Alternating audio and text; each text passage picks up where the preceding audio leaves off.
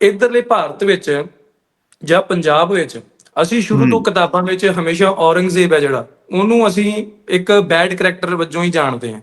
ਸਹੀ ਪਰ ਹੈ। ਐਜ਼ ਕੰਪੇਅਰ ਟੂ ਤੁਸੀਂ ਪਾਕਿਸਤਾਨ ਦੇਖੋ ਤਾਂ ਮੈਨੂੰ ਬੜੇ ਲੋਕ ਕਹਿੰਦੇ ਆ ਕਿ ਜੀ ਔਰੰਗਜ਼ੇਬ ਤਾਂ ਬਹੁਤ ਚੰਗਾ ਬੰਦਾ ਸੀ।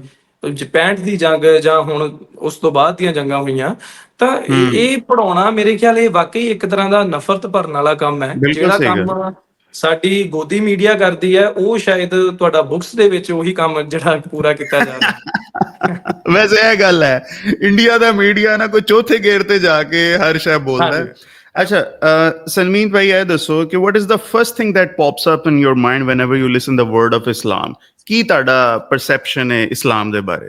ਉਹ ਸਿੱਖਾਂ ਦੇ ਕਰਮਾਂ ਨੂੰ ਵੇਖ ਕੇ ਜੇ ਅਸੀਂ ਕਹੀਏ ਕਿ ਸਿੱਖੀ ਚੰਗੀ ਹੈ ਜਾਂ ਬੁਰੀ ਹੈ, ਇਹ ਕੋਈ ਚੰਗਾ ਕ੍ਰਾਈਟੇਰੀਆ ਨਹੀਂ ਹੈ ਕਿਸੇ ਧਰਮ ਨੂੰ ਜੱਜ ਕਰਨ ਦਾ। ਹੁਣ ਸਿੱਖ ਧਰਮ ਕਹਿੰਦਾ ਹੈ ਕਿ ਬਈ ਤੁਸੀਂ ਸਿਗਰਟ ਵੀ ਨਾ ਪੀਓ, ਠੀਕ ਹੈ, ਪਰ ਇੱਧਰ ਸ਼ਰਾਬਾਂ ਚੱਲ ਰਹੀਆਂ, ਸਰੇਆਮ ਚੱਲ ਰਹੀਆਂ। ਇੰਝ ਮੁਸਲਮਾਨਾਂ ਨੂੰ ਵੇਖ ਲਓ, ਅਸੀਂ ਬਸ ਜਰਾ ਛੁਪ ਕੇ ਪੀਂਦੇ ਹਾਂ। ਜਿਵੇਂ ਗੁਰੂ ਗ੍ਰੰਥ ਸਾਹਿਬ ਦਾ ਵਰਸ ਵਿੱਚ ਜੋ ਪਹਿਲਾ ਸ਼ਬਦ ਹੈ ਉਹ ਇਹੀ ਹੈ, ਇੱਕ ਓੰਕਾਰ। ਜਿੱਦਾਂ ਕਿ ਇਸਲਾਮ ਦੇ ਵਿੱਚ ਕਿਹਾ ਜਾਂਦਾ ਹੈ ਲਾ ਇਲਾਹਾ ਇਲੱਲਾ। ਕਿਉਂਕਿ ਸਿੱਖਾਂ ਦੇ ਵਿੱਚ ਜਿੰਨੀਆਂ ਵੀ ਜੰਗਾਂ ਹੋਈਆਂ ਨਾ, ਕੋਈ ਵੀ ਕਿਸੇ ਜਗ੍ਹਾ ਨੂੰ ਲੈ ਕੇ ਜਾਂ ਤਖਤੋ ਤਾਜ ਨੂੰ ਲੈ ਕੇ ਨਹੀਂ ਹੋਈਆਂ, ਹਮੇਸ਼ਾ ਧਾਰਮਿਕ ਜੰਗਾਂ ਹੀ ਹੋਈਆਂ ਇਹ। ਸੋ ਉਹਦੇ ਕਰਕੇ ਕੀ ਹੋਇਆ ਜੀ, ਵੀ ਜ਼ੁਲਮ ਨਾ ਤਾਂ ਕਰਨਾ ਤੇ ਨਾ ਸਹਿਣਾ, ਉਹ ਚੀਜ਼ ਹੈ ਬਸ। ਉਸੇ ਤਰ੍ਹਾਂ ਸਿੱਖਾਂ ਵਾਸਤੇ ਦਰਬਾਰ ਸਾਹਿਬ ਸ਼੍ਰੀ ਅੰਮ੍ਰਿਤਸਰ ਇਹ ਬਹੁਤ ਪਵਿੱਤਰ ਜਗ੍ਹਾ ਹੈ। ਸੋ ਇਸ ਦਰਬਾਰ ਸਾਹਿਬ ਦੀ ਜਿਹੜੀ ਨੀਂਹ ਹੈ ਉਹ ਇੱਕ ਮੁਸਲਮਾਨ ਵੱਲੋਂ ਰੱਖੀ ਗਈ ਸੀ, ਮੀਰ ਮੰਨੂ ਜੀ ਦੁਆਰਾ। ਵਾਹ। ਸੋ ਇਹ ਦੇਖੋ ਵੀ ਗੋਲਡਨ ਟੈਂਪਲ ਜਿਹੜਾ ਉਹਦੀ ਗੱਲ ਕਰ ਰਹੇ ਜੀ। ਹਾਂਜੀ ਹਾਂਜੀ, ਤਾਂ ਕਾਫੀ ਸਾਰੇ ਮੁਸਲਮਾਨ ਭਗਤ ਵੀ ਸੀ ਜਿਨ੍ਹਾਂ ਦੀ ਬਾਣੀ ਜਿਹੜੀ ਹੈ ਉਹ ਦਰਜ ਹੈ ਗੁਰੂ ਗ੍ਰੰਥ ਸਾਹਿਬ ਵਿੱਚ। ਕਿਉਂਕਿ ਗੁਰਬਾਣੀ ਦੇ ਵਿੱਚ ਇਸਲਾਮ ਦਾ ਰੈਫਰੈਂਸ ਵੀ ਕਾਫੀ ਥਾਵਾਂ ਤੇ ਲਿਆ ਗਿਆ, ਤੇ ਜੋ ਸਨਾਤਨ ਹੈ ਹਿੰਦੂਜ਼ਮ ਹੈ ਉਹਦਾ ਰੈਫਰੈਂਸ ਵੀ ਕਾਫੀ ਥਾਵਾਂ ਤੇ ਲਿਆ ਗਿਆ। ਸਨਮੀਤ ਭਾਈ, there must be some concept of afterlife like we Muslims have, ਕਿ ਮਰਨ ਤੋਂ ਬਾਅਦ ਵੀ ਸਾਡਾ ਕੋਈ ਹਿਸਾਬ ਕਿਤਾਬ ਹੋਏਗਾ। ਸਿੱਖਾਂ 'ਚ ਵੀ ਕੁਝ ਇੰਝ ਦਾ ਕਨਸੈਪਟ ਹੈ? ਗੁਰੂ ਗ੍ਰੰਥ ਸਾਹਿਬ ਦੇ ਵਿੱਚ ਸਾਇੰਸ ਨੂੰ ਲੈ ਕੇ, ਸਪੇਸ ਨੂੰ ਲੈ ਕੇ, ਯੂਨੀਵਰਸ ਨੂੰ ਲੈ ਕੇ ਬਹੁਤ ਸਾਰੀਆਂ ਗੱਲਾਂ ਜਿਹੜੀਆਂ ਡਿਟੇਲ ਦੇ ਵਿੱਚ ਦੱਸੀਆਂ ਗਈਆਂ। ਮਜ਼ਾਕ ਕਿਉਂ ਇਹਦਾ ਬਣਾਇਆ ਜਾਂਦਾ ਜਦੋਂ ਸਿੱਖਾਂ ਦੇ ਬਾਰੇ 'ਚ ਪੁੱਠੇ ਸਿੱਧੇ ਜੋਕਸ ਬਣਦੇ ਨੇ? ਇਹਦਾ origin ਕਦੀ ਕੋਸ਼ਿਸ਼ ਕਰਨ ਦੀ ਕੀਤੀ ਤੁਸੀਂ? ਕਿੱਥੋਂ ਇਹ ਨਿਕਲਿਆ ਟ੍ਰੈਂਡ ਸਰਦਾਰਾਂ ਦੇ ਬਾਰੇ 'ਚ ਲਤੀਫੇ ਕੱਢਣ ਦਾ? ਸਰ ਦੇਖੋ, ਮੈਨੂੰ ਉਹ ਸਾਰੇ ਬੰਦੇ ਚੰਗੇ ਲੱਗਦੇ ਆ ਜਿਹੜੇ ਦੂਜੀ ਕਮਿਊਨਿਟੀ ਪ੍ਰਤੀ ਨਫ਼ਰਤ ਨਹੀਂ ਫੈਲਾਉਂਦੇ, ਨਫ਼ਰਤ ਨਹੀਂ ਕਰਦੇ। ਤਾਂ ਉਹਨੇ ਇੱਕ ਤਾਂ ਇੰਜੀਨੀਅਰ ਮੁਹੰਮਦ ਅਲੀ ਮਿਰਜ਼ਾ, ਅੱਛਾ, ਉਸ ਤੋਂ ਬਾਅਦ ਤਾਰਿਕ ਜਮੀਲ ਜੀ ਹੋ ਗਏ, ਮੌਲਾਨਾ ਤਾਰਿਕ ਜਮੀਲ ਸਾਹਿਬ। ਕੀ ਬਾਤ ਹੈ। ਜੇ ਸਿੱਖਾਂ ਦੇ ਬਾਰੇ ਜੇ ਕਿਸੇ ਨੂੰ ਸੁਣਨਾ ਜਾਣਨਾ ਹੋਏ ਤਾਂ ਕਿਹਨੂੰ ਅਸੀਂ ਅੱਜ ਕੱਲ ਦੇ ਦੌਰ 'ਚ ਕਿਹਨੂੰ ਸੁਣ ਸਕਦੇ ਆ? ਦੱਸੋ ਜ਼ਰਾ। ਅੱਜ ਕੱਲ ਦੇ ਦੌਰ ਵਿੱਚ ਸਰ ਮੈਂ ਕਿਸੇ ਬਾਬੇ ਨੂੰ ਰਿਕਮੈਂਡ ਨਹੀਂ ਕਰੂੰਗਾ। ਓਏ ਬਾਬੇ ਤੇ ਸ਼ੈ ਹੀ ਕੋਈ ਨਹੀਂ। ਬਾਬੇ ਤੇ ਸ਼ੈ ਕੋਈ ਨਹੀਂ ਜੀ, ਬਿਲਕੁਲ। ਉਹ ਜਿਹੜੀ ਸਹੀ ਇੰਜੀਨੀਅਰ ਦੇ ਫਾਲੋ ਜੀ ਤੁਸੀਂ। ਬਿਸਮਿਲ੍ਲਾਹਿਰਰਹਿਮਾਨਿਰਰਹੀਮ, ਅਸਲਾਮ dear fellows, welcome to FK podcast. ਅੱਜ ਜਿਹੜੇ ਗੈਸਟ ਮੇਰੇ ਨਾਲ ਨੇ ਉਹ ਭਾਈ ਸੀਮਾ ਪਾਰ ਤੋਂ ਨੇ, ਤੇ ਸਭ ਤੋਂ ਮਜ਼ੇ ਦੀ ਗੱਲ ਚੜ੍ਹਦੇ ਪੰਜਾਬ ਤੋਂ ਨੇ। ਅਸੀਂ ਬਾਕੀਆਂ ਦਾ ਪਰਸਪੈਕਟਿਵ ਲੈਂਦੇ ਰਹਿੰਦੇ ਹਾਂ, ਪਰ ਅਸੀਂ ਕਦੀ ਵੀ ਭਾਈ ਪੰਜਾਬ ਦਾ ਪਰਸਪੈਕਟਿਵ ਨਹੀਂ ਲਿਆ ਪਾਕਿਸਤਾਨ ਦੇ ਬਾਰੇ 'ਚ।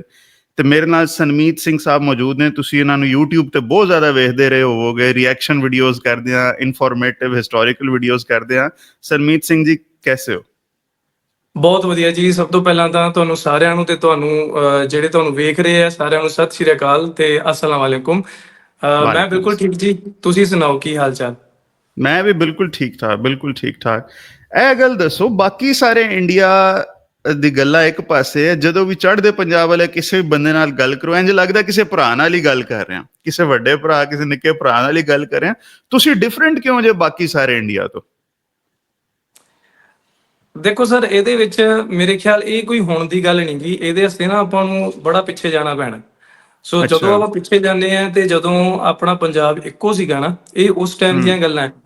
ਕਿਉਂਕਿ ਜਿੰਨਾ ਬਾਕੀ ਜਿਹੜਾ ਕਹਿੰਦੇ ਵੀ ਭਾਰਤ ਸੀਗਾ ਉਦੋਂ ਉਸ ਟਾਈਮ, ਤੇ ਉਹ ਸਾਰੇ ਉਹ ਵੱਖਰੇ ਰਹਿੰਦੇ ਸੀ, ਪਰ ਜਿਹੜਾ ਇਹ ਪੰਜਾਬ ਹੈ ਨਾ, ਇਹ ਪੰਜਾਬ ਇੱਕ ਤਾਂ ਐਂਟਰੀ ਪੁਆਇੰਟ ਰਿਹਾ। ਜਿੰਨੇ ਵੀ ਮੁਗਲ ਸੀ ਜਾਂ ਜਿੰਨੇ ਵੀ ਹਮਲਾਵਰ ਆਏ ਹੈ ਉਹ ਸਾਰੇ ਇੱਥੇ ਸੀ। ਤੇ ਜਦੋਂ ਵੀ ਉਹ ਇੱਥੋਂ ਲੰਘਦੇ ਸੀ ਨਾ, ਤੇ ਇਹ ਜਿਹੜੀ ਆਪਣੀ ਕੌਮ ਹੈ ਪੰਜਾਬੀ ਕੌਮ, ਹਮੇਸ਼ਾ ਆਪਾਂ ਇਹਨਾਂ ਦਾ ਡਟ ਕੇ ਮੁਕਾਬਲਾ ਕੀਤਾ। ਬਿਲਕੁਲ ਹੈ ਜੀ।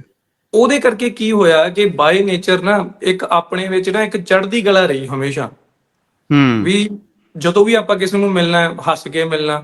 ਮੈਂ ਅੱਜ ਤੁਹਾਡੀ ਆ ਵੀਡੀਓ ਸ਼ੂਟ ਕਰਨ ਤੋਂ ਪਹਿਲਾਂ ਹੀ ਇੱਕ ਵੀਡੀਓ ਸ਼ੂਟ ਕੀਤੀ ਹੈ ਨਿਹੰਗ ਸਿੰਘਾਂ ਤੇ। ਅੱਛਾ, ਤੁਹਾਨੂੰ ਪਤਾ ਹੋਣਾ ਵੀ ਨਿਹੰਗ ਨਹੀਂ ਕੌਣ ਮੈਨੂੰ ਨਹੀਂ ਹੁੰਦੇ ਆ। ਪਤਾ, ਦੱਸੋ ਕੀ ਹੈ, ਦੱਸੋ। ਸਿੱਖਾਂ ਦੇ ਵਿੱਚ ਤੁਸੀਂ ਦੇਖੇ ਹੋਣੇ ਆ ਜਿਨ੍ਹਾਂ ਨੇ ਬਲੂ ਕਲਰ ਦੇ ਕੱਪੜੇ ਪਾਏ ਹੁੰਦੇ ਆ, ਵੱਡੀ ਦਸਤਾਰ ਬੰਨੀ ਹੁੰਦੀ ਆ, ਆਹੋ, ਇਹ ਤਾਂ ਮਾਰਸ਼ਲ ਗੁਰੂ ਆਰਟ ਕਰਦੇ ਗੋਬਿੰਦ ਆ। ਸਾਹਿਬ ਦਾ ਦੇਣ ਹੈ ਨਾ ਤੁਹਾਨੂੰ ਬਿਲਕੁਲ, ਐਸ, ਹਾਂ ਬਿਲਕੁਲ ਹਾਂ ਜੀ ਬਿਲਕੁਲ। ਤਾਂ ਹਾਂ। ਉਹਦੇ ਵਿੱਚ ਵੀ ਮੈਂ ਇਹੀ ਗੱਲ ਕੀਤੀ ਵੀ ਇਹ ਚੜ੍ਹਦੀ ਕਲਾ ਦਾ ਪ੍ਰਤੀਕ ਹੈ ਇਹ। ਉਹ ਕਿਉਂਕਿ ਜਿਹੜਾ ਇਹ ਪੰਜਾਬ ਹੈ ਨਾ, ਅਸੀਂ ਬੜਾ ਬੜਾ ਕੁਝ ਸਿਆ, ਬਹੁਤ ਕੁਝ ਸਿਆ, ਤੇ ਉਹ ਸ਼ੁਰੂ ਤੋਂ ਆਦਤ ਬਣੀ ਹੈ ਵੀ ਸਾਰਾ ਕੁਝ ਅਸੀਂ ਹੱਸ ਕੇ ਜਾਂ ਖਿੜੇ ਮੱਥੇ ਸਵੀਕਾਰ ਕੀਤਾ। ਤੇ ਫਿਰ ਜਦੋਂ ਆਪਾਂ ਇੱਕ ਦੂਜੇ ਨਾਲ ਗੱਲ ਕਰਦੇ ਹਾਂ ਨਾ, ਤੇ ਇੱਕ ਉਹੀ એનર્ਜੀ, ਜੋਸ਼, ਜਜ਼ਬਾ ਤੇ ਇੱਕ ਜਿਹੜਾ ਪਿਆਰ ਹੈ ਉਹ ਦਿਖਦਾ। ਸਹੀ ਸੋ ਗੱਲ। ਮੈਨੂੰ ਤਾਂ ਆਹੀ ਰੀਜ਼ਨ ਲੱਗਦਾ ਹੈ। ਹੋ ਸਕਦਾ ਹੈ ਕਿ ਜਿਹੜੀ ਆਡੀਅנס ਦੇਖ ਰਹੀ ਹੈ ਜਾਂ ਤੁਹਾਡਾ ਜਿਹੜਾ ਪਰਸਪੈਕਟਿਵ ਇਸ ਚੀਜ਼ ਨੂੰ ਲੈ ਕੇ ਡਿਫਰੈਂਟ ਹੋਵੇ, ਪਰ ਮੈਨੂੰ ਇਹ ਲੱਗਦਾ ਵੀ ਸ਼ਾਇਦ ਤਾਂ ਕਰਕੇ ਆਪਾਂ ਬੜੇ ਨਾ ਇੱਕ ਦੂਜੇ ਨਾਲ ਫਰੈਂਕਲੀ, ਜਾਂ ਜਿਵੇਂ ਅੱਜ ਵੀ ਆਪਾਂ ਪਹਿਲੀ ਵਾਰੀ ਗੱਲ ਕਰ ਰਹੇ ਹਾਂ, ਤੇ ਹਾਂ ਮੈਨੂੰ ਲੱਗ ਹੀ ਨਹੀਂ ਰਿਹਾ ਕਿ ਆਪਾਂ ਪਹਿਲੀ ਵਾਰੀ ਗੱਲ ਕਰ ਰਹੇ ਹਾਂ। ਕਿਆ ਬਾਤ ਹੈ, ਕਿਆ ਹੈ ਵੇਖੋ ਨਾ ਜੀ, ਜੀ। ਸਰਬਜੀਤ ਸਿੰਘ ਸਾਹਿਬ ਜਿਹਨੇ ਕੋਈ ਨੈਗੇਟਿਵਿਟੀ ਕੱਢਣੀ ਹੋਵੇ ਨਾ, ਉਹ ਕਿਸੇ ਵੀ ਸ਼ੈ ਚੋਂ ਕੱਢ ਲੈਂਦਾ ਹੈ। ਮੈਂ ਹਾਂਜੀ। ਰੀਸੈਂਟਲੀ ਇੱਕ ਵੀਡੀਓ ਕੀਤੀ ਕਲਿਆਣ ਸਿੰਘ ਕਲਿਆਣ ਜੀ ਨਾਲ, ਉਹ ਪਾਕਿਸਤਾਨ ਦੇ ਸਭ ਤੋਂ ਪਹਿਲੇ PhD ਸਿੱਖ ਨੇ, ਠੀਕ ਹੈ। ਅੱਛਾ ਜੀ। ਤੇ ਠੀਕ ਹੈ। ਉਹ ਬਿਲਕੁਲ ਸਾਰੀ ਪਿਆਰ ਮੁਹੱਬਤ ਵਾਲੀ ਗੱਲਾਂ ਕਰ ਰਹੇ ਨੇ, ਪਰ ਥੱਲੇ ਆ ਕੇ ਲੋਕੀ ਫੇਰ ਉਹੀ 1947 ਦੀਆਂ ਗੱਲਾਂ ਕਿ ਸਿੱਖਾਂ ਨੇ ਸਾਡੀ ਔਰਤਾਂ ਨਾਲ ਰੇਪ ਕੀਤਾ। ਮੈਂ ਕਿਹਾ ਉਹਨਾਂ ਨੇ ਕੀਤਾ, ਤੁਸੀਂ ਕਿਹੜਾ ਘੱਟ ਕੀਤਾ, ਤੁਸੀਂ ਵੀ ਉਹਨਾਂ ਹੀ ਕੀਤਾ ਜਿੰਨਾ ਉਹਨਾਂ ਨੇ ਕੀਤਾ, ਠੀਕ ਹੈ। ਬਿਲਕੁਲ। ਅੱਜ ਹਿਸਟਰੀ ਲਿਖਣ ਵਾਲਿਆਂ ਨੇ ਹਰ ਕਿਸੇ ਦੇ ਜ਼ੁਲਮ ਵੀ ਲਿਖ ਦਿੱਤੇ, ਹਰ ਕਿਸੇ ਦੀ ਮਿਹਰਬਾਨੀਆਂ ਵੀ ਲਿਖ ਦਿੱਤੀਆਂ। ਹੁਣ ਅਸੀਂ ਫੈਸਲਾ ਕਿਵੇਂ ਕਰ ਸਕਦੇ ਹਾਂ ਕਿ ਕਿਹਨੇ ਕਿਹਦੇ ਨਾਲ ਜ਼ਿਆਦਤੀ ਕੀਤੀ ਹੈ, ਠੀਕ ਹੈ। ਨਾ ਤੇ ਬਿਲਕੁਲ ਰਣਜੀਤ ਸਿੰਘ ਤੁਹਾਡਾ ਵੀ ਕੁਝ ਨਹੀਂ ਸੀ ਲੱਗਦਾ ਕੋ ਸਕਾ, ਠੀਕ ਹੈ, ਉਹਨੇ ਕੀ ਕੁਝ ਕੀਤਾ ਹੈ, ਉਹਦੀ ਵਜ੍ਹਾ ਤੋਂ ਅਸੀਂ ਅੱਜ ਦੇ ਸਿੱਖਾਂ ਨੂੰ ਤੇ ਨਹੀਂ ਨਾ ਕੋਈ ਵੀ ਕਸੂਰਵਾਰ ਠਹਿਰਾ ਸਕਦੇ। ਕੀ ਖਿਆਲ? ਇਹਦੇ ਵਿੱਚ ਸਰ ਮੈਂ ਇੱਕ ਚੀਜ਼ ਐਡ ਆਨ ਕਰਨੀ ਚਾਹੂੰਗਾ ਹਾਂਜੀ, ਇੱਥੇ।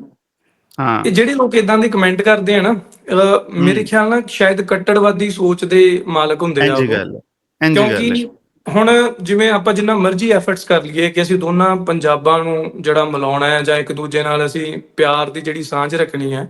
ਹੁਣ ਜਿਵੇਂ ਤੁਸੀਂ ਹੁਣੇ ਆਪਾਂ ਗੱਲ ਕਰ ਰਹੇ ਸੀ ਕਿ ਮੈਂ ਇੱਕ ਵੀਡੀਓ ਬਣਾਈ ਸੀ ਜਿਹਦੇ ਵਿੱਚ 10 ਸਿਮਿਲੈਰਿਟੀਜ਼ ਦੱਸੀਆਂ ਸੀ ਇਸਲਾਮ ਤੇ ਆਹੋ, ਸਿੱਖੀਜ਼ਮ ਦੀਆਂ। ਹਾਂਜੀ, ਸੋ ਉਹ ਮੇਰਾ ਪੁਆਇੰਟ ਆਫ ਵਿਊ ਕੀ ਸੀ ਬਣਾਉਣ ਦਾ, ਕਿ ਆਪਾਂ ਇੱਕ ਭਾਈਚਾਰਕ ਸਾਂਝ ਰੱਖੀਏ, ਠੀਕ ਹੈ ਜੀ। ਸੋ ਆਈ ਨੋ ਦੈਟ ਕਿ ਦੋਨੋਂ ਧਰਮ ਵੱਖਰੇ ਹੈ, ਪਰ ਇੱਕ ਸਿਮਿਲੈਰਿਟੀਜ਼ ਦਿਖਾਉਣ ਦਾ ਮਤਲਬ ਇਹ ਹੈ ਕਿ ਇੱਕ ਦੂਜੇ ਨੂੰ ਆਪਾਂ ਰਿਲੇਟ ਕਰ ਸਕੀਏ, ਇੱਕ ਦੂਜੇ ਤੋਂ ਬਿਲਕੁਲ, ਕਲਚਰ ਨੂੰ ਸਮਝ ਸਕੀਏ। ਸੋ ਇੱਕ ਜਿਹੜੀ ਭਾਈਚਾਰਕ ਸਾਂਝ ਵਧਣੀ ਹੈ। ਪਰ ਉਹਦੇ ਨਾਲ ਕੀ ਹੋਇਆ ਕਿ ਉਹਦੇ ਵਿੱਚ ਵੀ ਐਪਰੀਸ਼ੀਏਟ ਕਰਨ ਵਾਲੇ ਵੀ ਬਹੁਤ ਹੁੰਦੇ ਆ, ਪਰ ਲੱਤਾਂ ਖਿੱਚਣ ਵਾਲੇ ਤੇ ਜਾਂ ਇਦਾਂ ਦੇ ਕਮੈਂਟ ਕਰਨ ਵਾਲੇ ਕਿ ਐਂ ਹੋਇਆ ਸੀ, ਐਂ ਹੋਇਆ ਸੀ। ਜਿਵੇਂ ਹੁਣ ਤੁਸੀਂ ਗੱਲ ਕੀਤੀ ਕਿ ਸਿੱਖਾਂ ਨੇ ਉਦੋਂ ਉਸ ਟਾਈਮ ਰੇਪ ਕੀਤਾ ਜਾਂ ਉਹ। ਸੋ ਇਹਦੇ ਵਿੱਚ ਵੀ ਮੇਰੇ ਜਿਹੜੇ ਦੋ ਪੁਆਇੰਟ ਆਫ ਵਿਊ ਹੈ।